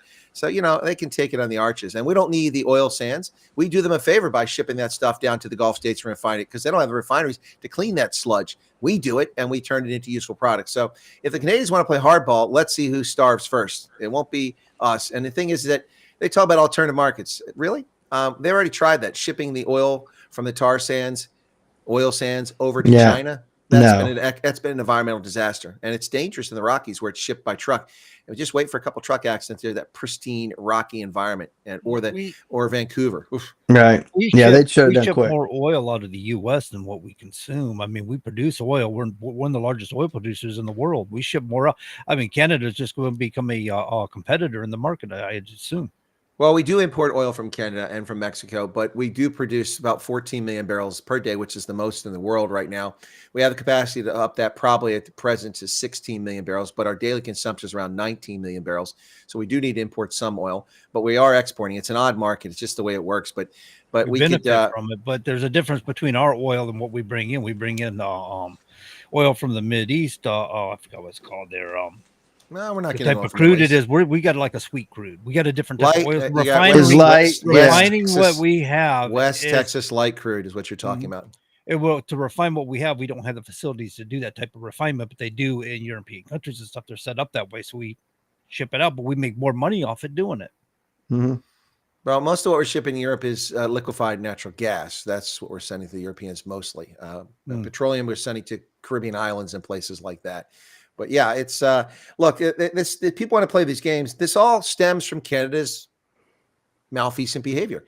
If the Canadian government wasn't behaving in a poor fashion, we wouldn't have this issue. They aren't protecting the border. We just had another border agent killed in Vermont just recently because the border is not protected adequately from their side. It's not just fentanyl. It's also the economic behavior, predatory economic behavior of the Canadian marketplace. And it's also, quite frankly, the insulting, condescending, and rude and disrespectful things that Canadian officials say about America. Frankly, we've had enough of it, you take it. I mean, I'll tell you what, if they actually did a poll of Canadians, I'll bet you that Alberta and Nova Scotia, PE Island, and New Brunswick could probably ask if they could join America. Ottawa and Quebec and, British Columbia would want to stay in Canada, but good luck with that. You're split now because America is in between you. Look, Canada is its own country. It can stay its own country, but don't expect no consequences for bad behavior. Those days are over. Yeah. I think that's going to be a slogan we should do. You're split because America's in between you. I think that should be a new slogan for you. America is Canada's divorce lawyer. There you go. Driving a wedge between them. I love it. Yeah, there you go. And the First Nations become part of our country. Yeah. So, yeah, it's just look, Trump is driving them batty crazy. But here's the bottom line. Let's just run through the list. Do sanctions or do tariffs or threats of tariffs work? Well, let's see. Justin Trudeau threw in the towel after Trump threatened tariffs, and he's going to resign. That's a major win for Canadians and for Americans, so that and for the world, the rational world. Claudia Sheinbaum ran her mouth and threatened we're going to stand up to Trump. We're going to stop Trump, refusing to take criminal alien invaders back into Mexico until middle of January, after Trump was sworn in. Suddenly they started building camps on the Mexican side of the border and reinstituted quietly the Remain in Mexico policy to keep criminal alien invaders who are fraudulently seeking asylum on the Mexican side of the border. And then he imposed the tariffs anyway. And now they got a 30-day grace period because she agreed to send 10,000 Mexican National Guard troops to the border to defend the border. Gustavo Petro, after approving the military flights for repatriation to send these criminals back to Colombia, tried to play a gamesmanship, one-upsmanship, and denied the flights when they were midair and made them return, trying to embarrass the United States. So Trump on the golf course says, okay, 25% tariffs and no visas for your diplomats. And within an hour, they backed down. Panama, which has allowed itself to be part of the Bricks and Road Initiative, or the Belt and Road Initiative, from the Chinese trying to take over the world's infrastructure, Trump said, no, we're not going to allow that. Well, they sent someone down there. Was it Grinnell or Rubio? One of them went down there. Yeah, Grinnell. It was Grinnell. Next thing you know, an hour later, China and the Belt and Road Initiative are no longer part of the Panama Canal. Gee, I wonder why that is, the threat of sanctions. Anyway, it works. And now South Africa is scrambling around, losing their mind because Donald Trump didn't threaten sanctions. You just said, hey, you know what? Oh, I'm not going to give any more money to South Africa for free. Those days are over. And they're losing their minds. So they do work. The threat of them does work, especially when you have the leverage. And we have the leverage now. By 2030, right, we might not have the leverage. Yeah. We got to use it now when we have it. Yeah, again, get our economy going in the right direction. Hopefully, start to pay down the national debt, and be prosperous down the long term, so that all these nations that we do business with now will want to do business with us, like you said, in 2030 and onward for sure. Ensure our survivability. That's also part of what a president is supposed to do, not just the here and now, but the survivability of a nation in the long term. That's very part of the mandate, I believe. Yeah, well, I'll tell you, Canada. Yeah, absolutely. So update on where we're at with regards to the cabinet. I mean, how do you think that Trump's cabinet is working out thus far? Anybody surprising you, or anybody kind of maybe letting you down? What are your thoughts on his cabinet thus far, just kind of overall? As far as public perception, I'm really impressed by Sean Duffy so far and his reaction as the transportation secretary, particularly in light of two gruesome and horrific events that took place hours after he became the transportation secretary. At that press conference, it's the only time I've seen anything from Pete Hegseth. I was very impressed. He was the one official who didn't harp on DEI. I thought that was good. Look, I've as we've said, we will hold the Trump administration to account when they're lacking. I thought that the press conference in the immediate aftermath of the 67 people dying in the midair collision, the next day, Trump and everyone except for Pete Hegseth harped on about DEI. While that may very well be a proximate cause and contributing factor to what happened here, that wasn't the time for it. All it did was open you up to criticism from the media, and it was an own goal. It was unnecessary. And you have inside information which we don't have. But I tell you, I mean, if people just remember when Ted Cruz was grilling the nominee to be the director of the Federal Aviation Administration that Biden put forth, a black gentleman. Right. He said, so here's some of the questions. I'll just do it very quickly. So Mr. I don't know what his name was. Mr. Jones, are you a pilot? No. Do you have any aviation industry experience? No. Have you worked for an aviation manufacturer? No. Are you an air traffic controller? No. Have you ever been on a flight? Right. He had no skills whatsoever to be the director of the Federal Aviation Administration. That is a field that actually requires some subject matter expertise, kind of like the director of national intelligence, which is one reason why I'm not a fan of Tulsi Gabbard being the director of national intelligence. She has no background in that, and she's never led large organizations. She's had teams of 4 or 5 or 6 as a civil affairs officer, and that's about it, and the staff at the Congress. Doesn't mean she won't do a good job. I'm just saying on paper she doesn't have qualifications. So, we'll see what happens. But this guy was thoroughly unqualified. He knew nothing about it. They asked him simple questions about NOTAMs, Notice to Aviators manual, and all these other things. And I'm not an aviator. I know about these things. And he was good. ATAX, didn't know what ATAX was. And he knew nothing about aviation. And he was a diversity hire. And that's the guy, if I recall correctly, who was the director of the FAA until we came in there with the new administration. And, they did nothing. I'm not blaming them for those flight corridors because they've been there for years, but they did nothing to improve the situation. No. And it just shows you when you have people that don't know what they're doing, you shouldn't put them in charge based on their skin pigmentation, their sexual orientation, their gender, the ethnic origin, or the religious faith, because that's a recipe for disaster. Absolutely. Because it has nothing to do with the job performance. How well can you can actually do the job? I mean, how long is it going to take you to be brought up to speed? Et cetera, et cetera. Absolutely. I mean, it's very different than the situation you have in a corporation like the International Business Machines when John Akers was ousted at IBM and they brought in Lou Gerstner. Lou Gerstner, I remember at the time I was an IBM shareholder, small number of shares, don't get excited, an IBM shareholder. And there was a discussion about, well, they can't bring this guy in. He doesn't know anything about computers. He's not with IBM. He didn't grow up with IBM. He doesn't. I mean, he was with RGR and Nabisco, and he was with American Express. What does he possibly know about computers? Well, if you followed Lou Gerstner's career, you would see that he was a brilliant business leader who could motivate, inspire, and build teams to achieve things in any industry he was in. That to me was a tip off. This guy knew how to be a leader and could grasp things. In his case, you don't have to be a subject matter expert about running a computer company that's building computers to sell to the world. You need a staff around you, a team around you that knows what they're doing and can take charge and bring you these ideas. And then you make the decisions because he had the strategic vision. And he saved IBM. It remains to this day a major corporation around the world, despite nearly going out of business in the early 1990s. He saved the company and made people immensely wealthy. So thank you, Lou Gerstner. You are a stud. But in this case, you can't take someone for national intelligence who knows nothing about national intelligence. You can't take someone to be in charge of something technical like the FAA who has no experience whatsoever in the field. Look, I consider myself a pretty darn good leader, but I would be highly challenged to be the director of the FAA. I'll admit that right up front because I know a lot about aviation, but just enough to get me in trouble. Yeah. Yeah, exactly. You may know enough to run an organization, if you will, from a manpower standpoint, but you don't know all the technical, that the different people do. And that's something as a leader, you have to know that. You have to have a good understanding of which each section, each directorate, whatever the case may be, does for sure. Well, it's like being the command. I'm sorry, it's like being the commander of an artillery battery. Yeah. Okay. Okay. I want you to fire over there. We can't do that. Why not? It's not safe. What do you mean it's not safe? Well, we haven't safed the battery. What does that mean? Oh, we got a problem here. You know what safe in the battery is? Sorry, John. That's okay. No, I was just going to comment and say a lot of these regulatory agencies that you're referring to, especially with the U.S. Department of Transportation, require to put an administrator into a position that they have experience in that field. It's actually part of the requirement for that job. And a lot of times, just like you said, they put somebody in there does have administrative experience, but doesn't know anything about the technical stuff of the field. So, but they're supposed to have some sort of background in that field, such as trucking. The Federal Motor Carrier Safety Administration, that person administrating that is supposed to have experience in that field. Yeah. Going back to what he said a minute ago about the artillery battery, you want to watch Stripes when John Larroquette, the company commander, tells him to place the mortar and fire the weapon.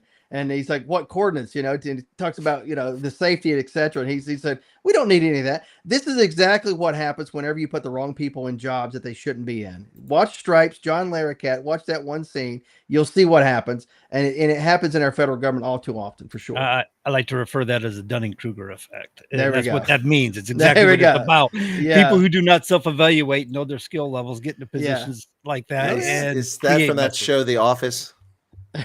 What's that? The Dunning-Kruger effect? Yeah. No, it's an actual study. That's the thing. Yeah. Oh, okay. What's the Office thing? What's that show? I thought it was Dunning or something like that was the name of that. Oh, Dunder Mifflin. Dunder Mifflin. Yes. I didn't watch it. I didn't think it was very entertaining. So people love that show. I didn't really got the appeal of it, but anyway. So Dunder Mifflin. It was a funny show, but I think it lasted probably a little bit too longer than it should have. Well, Friends lasted longer than it should have too, but I think The Big Bang Theory went out just the right time. It hit the sweet spot. Yeah, so did Seinfeld. Seinfeld was number 1, 9 seasons, and he's like, why not 10? He's like, well, why not 9 at number 1? If you do 10, maybe you go out at number 2, and maybe it's not picked up for syndication, making millions of dollars every year like it is. No, it's wise. Some things overstay their welcome, like what's the Law and Order SVU? I mean, that's been on for 37 years, I think now. Right. Yeah, and you got Ice-T. Mariska Hargitay was in diapers when she started. Now she's collecting Social Security. Right. Yeah. Yeah, but the Simpsons are still a thing, right? What's that? Are they? The Simpsons are still a thing, I think. I don't know. I don't watch them it's anymore, a cartoon. I mean, they don't age. Right. Well, this is true. Yeah. You can't be like a detective in the same place for 30 years. It's like you're going to retire at some point. You're going to get promoted. You're going to move on. People don't stay that. It's like in the Army. It's like if you had like MASH, for example, it's like the hospital didn't stay in one place for 20 years, however long that show was on the air. I mean, come Exactly. on. The guy went from being a young man to an old guy. I'm like, come on. Well, I mean, first off, the first tip on that show is it's called a mobile Army surgical hospital, not a permanently set in this valley surgical hospital. Yeah. where nobody ever apparently, PCS is out or ETS is from the Army. I mean, come on. Well, one guy did, and his plane crashed. Right, yeah. Well, that was a way to write him off the show, though, basically, because they wanted to get rid of him. That was a Colonel spiteful Blake. way. That was a it Colonel spiteful Blake, way. Right? Spiteful way to get rid of him. They wanted to get rid of him, and so they made sure he couldn't come back by killing off his character. Yep. But his replacement was pretty good, and that's I never really watched the show when he was on there until later, but I saw it when the guy from Dragnet was on there. That's when I started watching. And it was funny is he played a character in an earlier seasons before he came back and played the Colonel Potter. Yeah, it's interesting because you see a lot of these shows, like on what's the Death in Paradise, that crime show from the fake island in the Caribbean. The guy who was the detective there for a long time actually had been a character on the show in the first or second season, one of the people involved in a potential homicide. And later, several years later, he came back. He was the detective, and people forgot that. I didn't forget that because Ralph Little, I recognized him. Yeah, Law and Order was big on that. The guy who played Lenny Briscoe had played an attorney earlier seasons. Yeah. And that's perfectly fine because you have the actors in New York that you have to pull from, and it's like, are you free? Are you available to do a show? They give them a script. Basically, they're ready to go in a couple of days, and they shoot a show. So why not? So guys, I've decided that I'm starting an X community. It's going to be the Jasmine Crockett Fan Club. Would you guys like to join? The Jasmine. Yeah, sure. Why not? I like volatile, toxic people. I think that's a good description. Maybe race hustling, vile, repulsive human being. We could add that too. Those would be all the attractive points to bring people into the community. Wow, this woman is bat crap bonkers. I mean, she is off the deep end here. You think that AOC calling Elon Musk the dumbest billionaire? How many billionaires does she know? I mean, how many bankrupt bartenders with a $17,000 credit card bill that whined about $172,000 a year salary? No billionaires. Apparently, she knows some. Being the poster child of idiocracy, I think she meant know of or know about. Idiocracy. I love it. That's well stated. Yeah. Oh, absolutely. But it's obvious she is certainly bought and paid for, but I don't know if she's bought and paid for by billionaires because they would buy somebody more intelligent than her for sure. Because she's the hand that bites she bites the hand that feeds her every time. The billionaires that come to mind would probably be Soros and Bill Gates, but beyond that, who knows? Yeah, she wears a dress that says "Eat the Rich," but she knows them all. Yeah, exactly. Yeah. It's just the incongruities and big word alert for AOC. Incongruity, things that don't match up. Yeah, no, oh my goodness. So what did we miss on these headlines? Let me see if I make a couple of them real quick. We talk about here very quickly. I mentioned the Social Security and Medicare fraud, the withdrawal from Syria. And then Pam Bondi says that she's going after the weaponization of justice on her first day. She issued a flurry of memos calling for zealous advocacy for the rule of law. Google is killing its diversity hiring targets. They're getting rid of those, eliminating those goals. China is taking the United States to the World Trade Organization. China is complaining that we're being abusive to them. That's ironic. That's the reason why we don't have more sales. They're the ones abusive. That's why there are tariffs. Yeah, you send spy balloons over, but then you're going to complain about some tariffs. I'm sorry. You have no leg to stand on, China. The perpetrator playing victim here. Apparently, the Saudis already decided they're going to reject Trump's ID on the Gaza Strip. So they've already weighed in. Well, they can weigh in all they want. They have no say. Trump is looking at the Saudis to invest in the United States, right? Well, they've already committed. So if they want to back out, we'll throw tariffs on them. Oh my goodness! Well, the Trump these tariffs, right? Not really. I hate tariffs. I'm a free trader, but I mean, tired of people, taking advantage and our politicians lacking the internal fortitude to do something about it. Now we finally have someone that's willing to do something. Free trade's well and fine, but tariffs do have their place at time. I mean, when you have an imbalance in trade, you've got to create a balance, and that's what tariffs are for. Well, and imbalance is one thing, but an illegitimate imbalance. That's what we're talking about. Right. Yeah, I think if you're using it strategically, like Trump's been using it, I don't have a problem with it. But something a permanent, I don't like it for something permanent, to try to make up for any loss. Trump is just using it for leverage. Yeah, absolutely. Of course. But they don't get Trump. They don't understand the vision he's got, how he's looking down the road. Again, Trump is playing three-dimensional chess with Mr. Spock on the Enterprise, and these idiots are playing checkers with Andy Griffith in Mayberry. And they don't even have their checkers on the board yet. Maybe they're hanging out with Floyd at the barbershop. I'm not sure. That's where he used to play checkers. But, the Doge guys uncovered $8 million from USAID to pay for subscriptions to Politico, the leftist or is that the rightist? I can't remember. Axios is, let me It's prove it. leftist. Yeah, but political is definitely $8 on million the taxpayers paying for people's subscriptions there. What kind of scam is that? Anyway, and then the Senate Banking Committee is going after ways to stop banks from debanking Americans because of political beliefs, which Right. should be sanctions. You should have no basis to take someone off because you like their political ideology, because that's their life, that's their livelihood, and this has been going on for ages. We've seen it with all kinds of people. The Biden administration pumped $100 million into transgender projects like bathrooms for trans federal workers, a waste of money there. Yep. And it just never ends with this stuff. The White House has walked back Trump's, Mar-a-Lago on the med, saying it's not permanent. It's just, till we clean it up. So we'll see what happens there. Self-deportations are on the rise as criminal alien invaders are getting the message and leaving America. And the border crossings have plummeted on both sides of the border. A second federal judge, this one in Maryland, has halted Trump's birthright citizenship order. And as I said earlier in the program, let them spend their millions of dollars in legal fees to combat that, because we're not losing any sleep over it. Yeah. That will go to the Supreme Court eventually. Yeah. So there you have it. That's some more of the headlines for today, guys. Yeah, and why would it be that, you were going to spend millions of dollars to try to fight, birthright citizenship? Why not fight for all the injustice that actually go on a daily basis inside America? Like you said, like debanking somebody, whatever the case may be. People not getting, the care that they need, say in North Carolina, or the horrible situation in California with the way they manage their force. Be outraged about real things, not nonsensical made up stuff. Anyway, go ahead. I just got this in. Apparently, the AFT, the American Federation of Teachers Union, is accusing Elon Musk of muscling around and all of our private information and data, Social Security collecting. What you mean, like the Consumer Financial Protection Agency does? Yeah, he's violating our privacy, man. I'm sure Elon Musk has a lot of time to sit around there and go, "Hey, look, here's John Grover. Let me get his Social Security number," and which is probably already online anyway, and anybody can find it anywhere. Yeah, TJ said to check your email, John. Just so you know, that was about. Okay. Oh, was sent me a message on that? Yeah. Oh, okay. Sorry. It just popped up on mine, and I'm like, okay, I think he's talking about that. So you brought up Weingartner. Sorry. Yeah. So apparently, never mind. They So apparently, she's kind of like she's playing the fear tactics and stuff is what she's doing. It's just kind of silliness to me, that they're actually going to think Elon Musk has nothing better to do.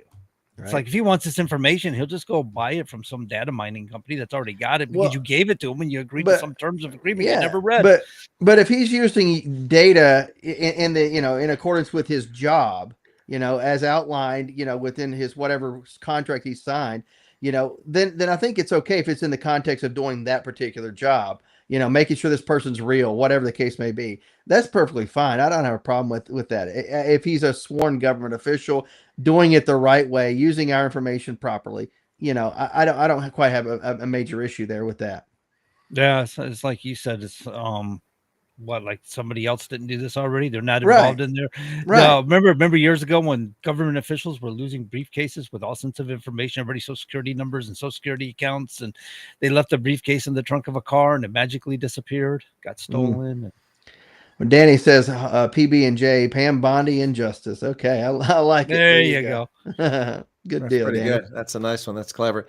Yeah, I don't remember that, but I do remember a certain Louisiana congressman who had $100,000 wrapped in cellophane in his freezer during Katrina, and he demanded that the National Guard get him in so he could get to his freezer. Only they refused, and they found the money. That's the Democrats for you, man. So many corrupt ones. Oh yeah, absolutely. But remember, that's not my goal. That's my wife's goal. Yeah. Oh yeah, man. Yeah, man. Our senator, New Jersey senator there. Yeah. Yeah, he's going to jail. He ought to be jail for life for treason. But what was getting cool off is easy. what was cool, the evidence photos that the FBI released, with the gold bars and then the cash. I'm like, more cash than most people would see in a year, 2-3 years that he just had lying around his house. Never mind the gold, just the cash alone. Well, he tried to make excuses for why he has to keep so much cash in his house, but it went senator, it went like a lead weight. It just really didn't carry very far. Unless you're dealing in used cars, which most of these senators are used car salesmen, then you don't need a lot of cash at your house on a regular. Now you have every right to, as long as you can account for it, I imagine. But you couldn't account for that, so it was BS. Come on. No, he's clearly caught red-handed, influence peddling, doing what Joe Biden did, selling our country down the river and betraying America. He's lucky he wasn't tried for treason or espionage. Right. Espionage is easier to prove, and we could have put him in prison for life for the espionage statute, but he got off easy, and he was so arrogant. He continued doing it after the first time when they couldn't pin it on him, and they knew he Yep. was doing it, but they couldn't get the Right. evidence. So he kept it up, and he got his just desserts. I hope he enjoys his time in prison because that's where he belongs. Yeah, he was crying. Oh, I was a good politician for so many years. Don't judge me for the last couple of years when I made a mistake. Now, you made a conscious choice to get ahead, my friend. You didn't make a mistake. You know, you had a job and you did your job. In the last couple of years, you disregarded that. So, hey, you know, you kind of the one that dumped all over your good years of service, not us. Absolutely. Yep, absolutely. And at this point, somebody goes out like that, I can't trust that they ever had one good day, never mind years of good service. I'm sorry. Everything's in question. Everything's in question. You know? That's like somebody who runs a Ponzi scheme. It's like, oh, I ran an honest hedge fund or, investment firm for decades, and then all of a sudden got caught up. And it's like, I'm sorry. I can't trust anything that you say at this point. I think you probably ran a scam the entire time. Kind of like Bernie Madoff, right? I mean, Madoff. Yeah, that's who came to mind for sure. Yeah. I mean, and it should be it should rename it, some sort of Madoff, I don't know, Madoff with your money. Madoff with your money, Madoff with your money, that's good. Yeah. Yeah, but you know what's not getting a lot of press, guys, and which a lot of people are concerned there'd be no end of howling on it. They had their 48 hours to moan about it, but they had to move on because Trump issued a bunch more executive orders, took other actions, made claims on Greenland, Panama Canal, Gaza. No one's moaning in the press about the January 6th commutations and pardons anymore. That's yesterday's news. Not at all. Actually, I was looking to see if they've been released yet because there was a lot of complaining immediately after that they weren't being released. In fact, yeah, that was the case in the DC jail. That was the case, but my knowledge, they've all been released now. But the point is that we expected this to be a talking point for weeks or months now. They'll resurface at election time, but it's gone. Now they're screaming about USAID shutting down, and then that was the day before. Today they were shouting about taking over Gaza and turning it to the Mar-a-Lago on the Med. Tomorrow they'll be screaming about transgenders not allowed to be playing in women's sports. And I don't know what Friday's topic will be, but Trump will give us something new for them to chew on, and they'll forget about Gaza by Monday of next week. And I think Schumer is the one that's having all these tirades and fits, isn't he? Oh my goodness, Chuck I think Schumer, he's leading the charge. He's the crypt keeper, man. I mean, for a guy who's supposed to be orange man bad, he's a Nazi. He certainly pals around with a lot of Israeli Jews, these days. It's like, when did Hitler pal around with somebody? I know Israel didn't exist at that point, like it is now. But I'm saying, when did he pal around with a Jew and put his arm around him and have him in his equivalent to the Oval Office? I don't remember that happening. Come on now. Well, I get a kick out of the wholesale ignorance, the intentional ignorance of the Democrats and political left trying to paint Trump as a dictator, as a second coming of Hitler, as a Nazi. I don't recall the history of Adolf Hitler becoming Chancellor in 1933 and signing executive action ensuring freedom of speech, freedom of assembly, and directing the organs of the state not to oppress its citizens, and then putting in place rules that didn't favor Nazis but favored everybody. That's exactly what Trump has been doing. And they're calling him a Nazi. He's completely the opposite of that. He's like, oh, this is democracy's a risk, because there's a phrase that one thing that Barack Obama did add to the vernacular is elections have consequences. Oh, they do. They have consequences, and the Democrats are learning what it's like now. Here are the consequences, folks. Yeah, we tend to rate people based on our own value system, right? So if we think if we're a crook, we think everybody's a crook. But the left, you got to be careful for the accusing finger, because usually they're the ones doing the deeds. You got to be careful because there's a nail in that thing. There's a nail in that. You point that thing, there's a nail, and it's loaded. But that's usually what perpetrators do, is they put their blames on other people, and that's what they're doing, is trying to put their blames, what they would do, on Trump. They've been the fascist all along. We've seen it. I mean, where do you think Antifa came from?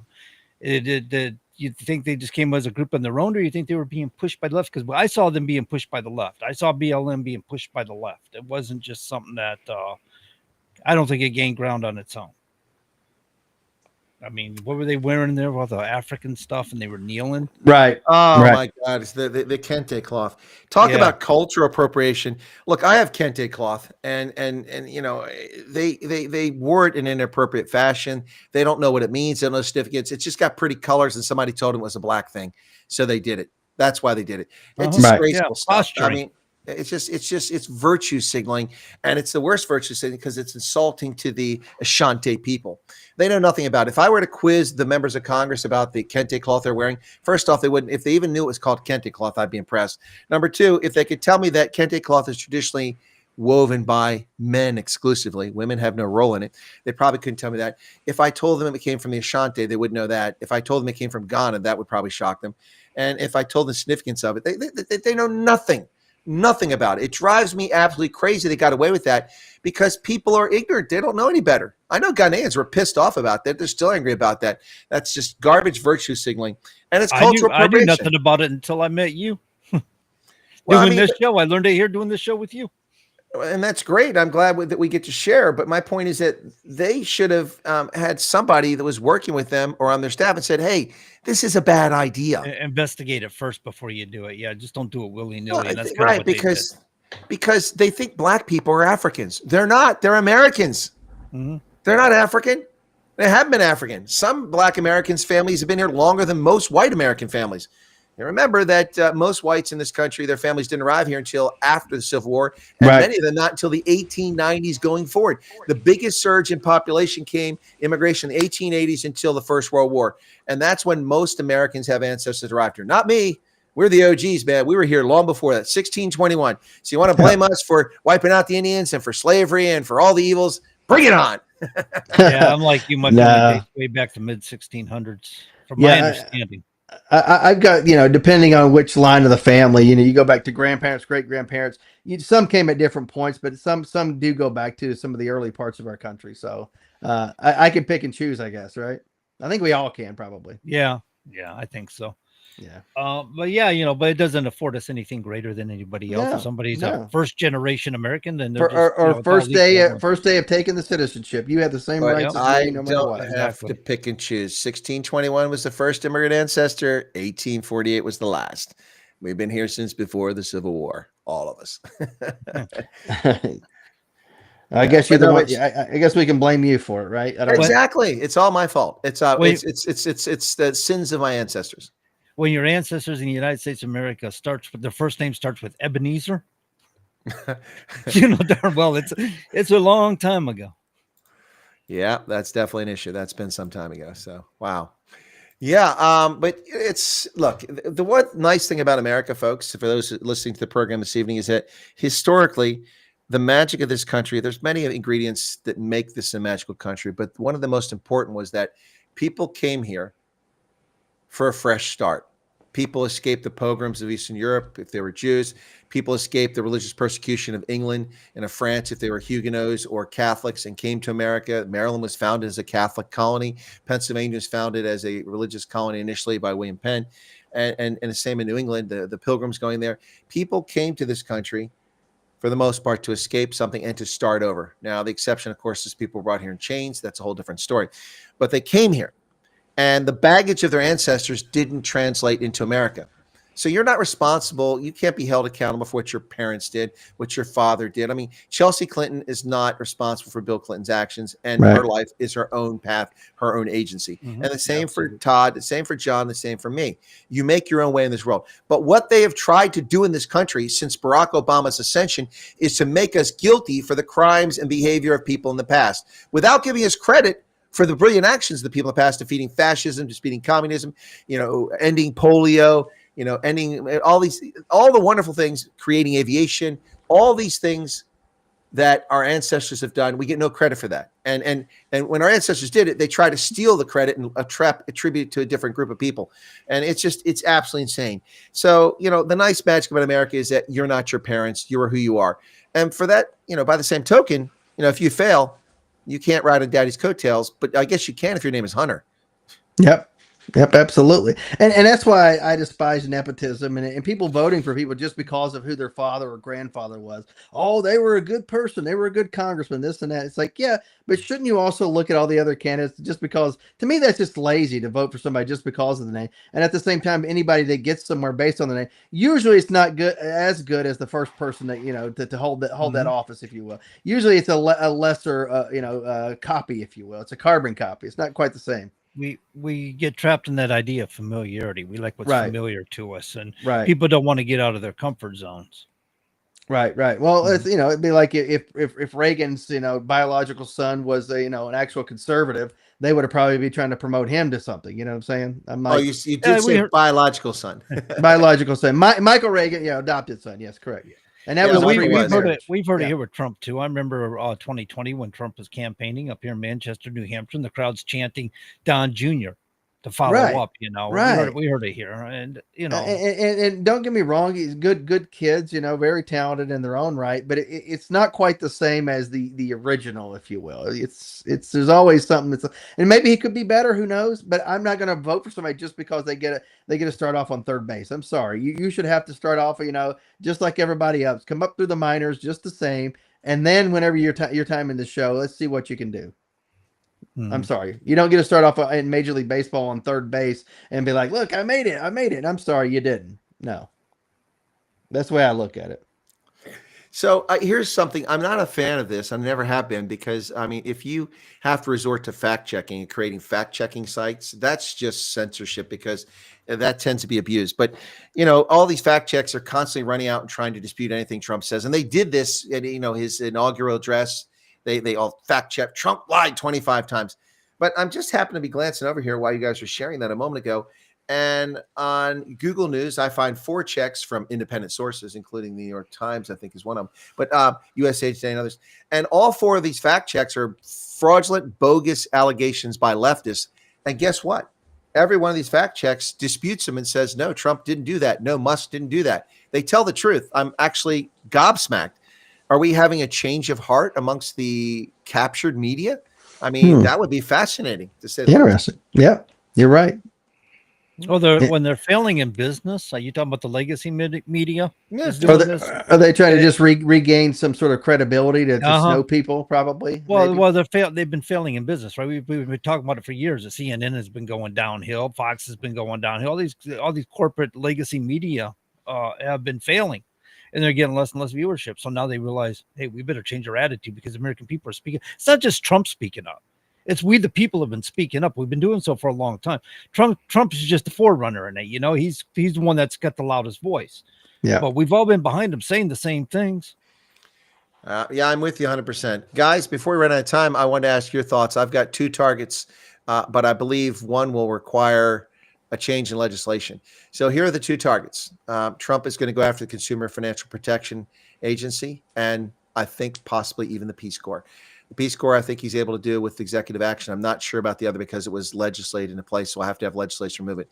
So if he's going to go after Consumer Financial Protection Agency, which is Elizabeth Warren's brainchild, if we have any luck, maybe she'll, lose her mind and have to be committed, because that will really torque her off. I can see her ranking like a she already needs to be committed. Yeah. Go ahead. Well, that would go her into full meltdown mode. So I think Trump should throw that on the table as his Friday surprise. I'm directing Congress to get rid of the Consumer Financial Protection Agency. It's too big. It's too lovely. It's too horrible. It's time for it to go. It's abusing Americans' privacy in their banking. And I'm asking Congress to now pass legislation. I will sign it the moment it arrives on my desk. She will melt down. I can just see her brain cells frying right now. Yeah, her head would explode. You'd hear an ambulance leaving the Senate heading to George Washington Hospital with her in tow. Bye. Goodbye. Oh my goodness. Oh wow. No, I think that's 2 agencies. They already said, was it John Kennedy was caught on, or not caught, but he was interviewed, and he said, hey, we told you. Today it's USAID. Tomorrow it's the Department of Education. Ooh, shots fired. Yeah. Well, send those billions back to the states. And I was talking to people yesterday. I've talked about it before. Even back when I ran for Congress, I can imagine if Tennessee got their cut of those billions to put toward education. Education would basically pay for itself with that money alone. Anyway. Just an idea. Well, it's exciting times, guys. I mean, it's when we started doing this, I don't think we ever questioned whether we have something to talk about, but I don't think we ever envisioned we'd have so many topics every week that we have to discuss and only 2 hours to do it. It's crazy. I mean, Trump is keeping it. It's not just Trump; it's other countries around the world. The reaction, the European Union doesn't know what to do. They're like you're trying to issue statements like, "Oh, of course we believe in the." They're just so far behind the game. It's crazy. We will see what happens here, but that's the next one. If Trump tries to put tariffs on the European Union, we'll see what happens here. I think Keir Starmer needs to wake up because Britain isn't going to escape free on this. They think they're scot-free.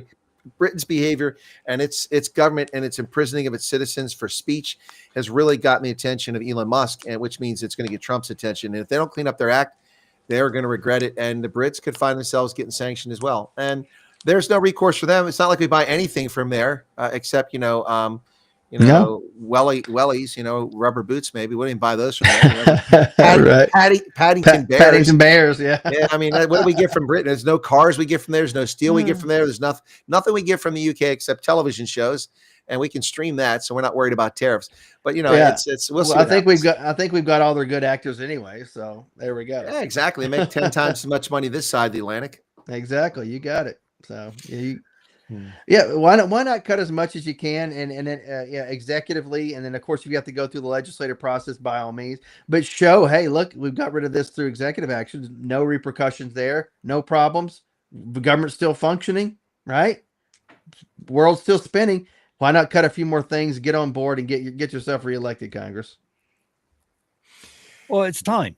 It's time because we're $36 trillion in debt. When are we going to be responsible? Chris was talking about responsibility, planning for retirement, stuff like that. Well, when's our government going to buck up and be responsible? This excessive spending, this frivolous spending, and this hiding of money, and all the other nonsense that we've seen has just gotten out of control.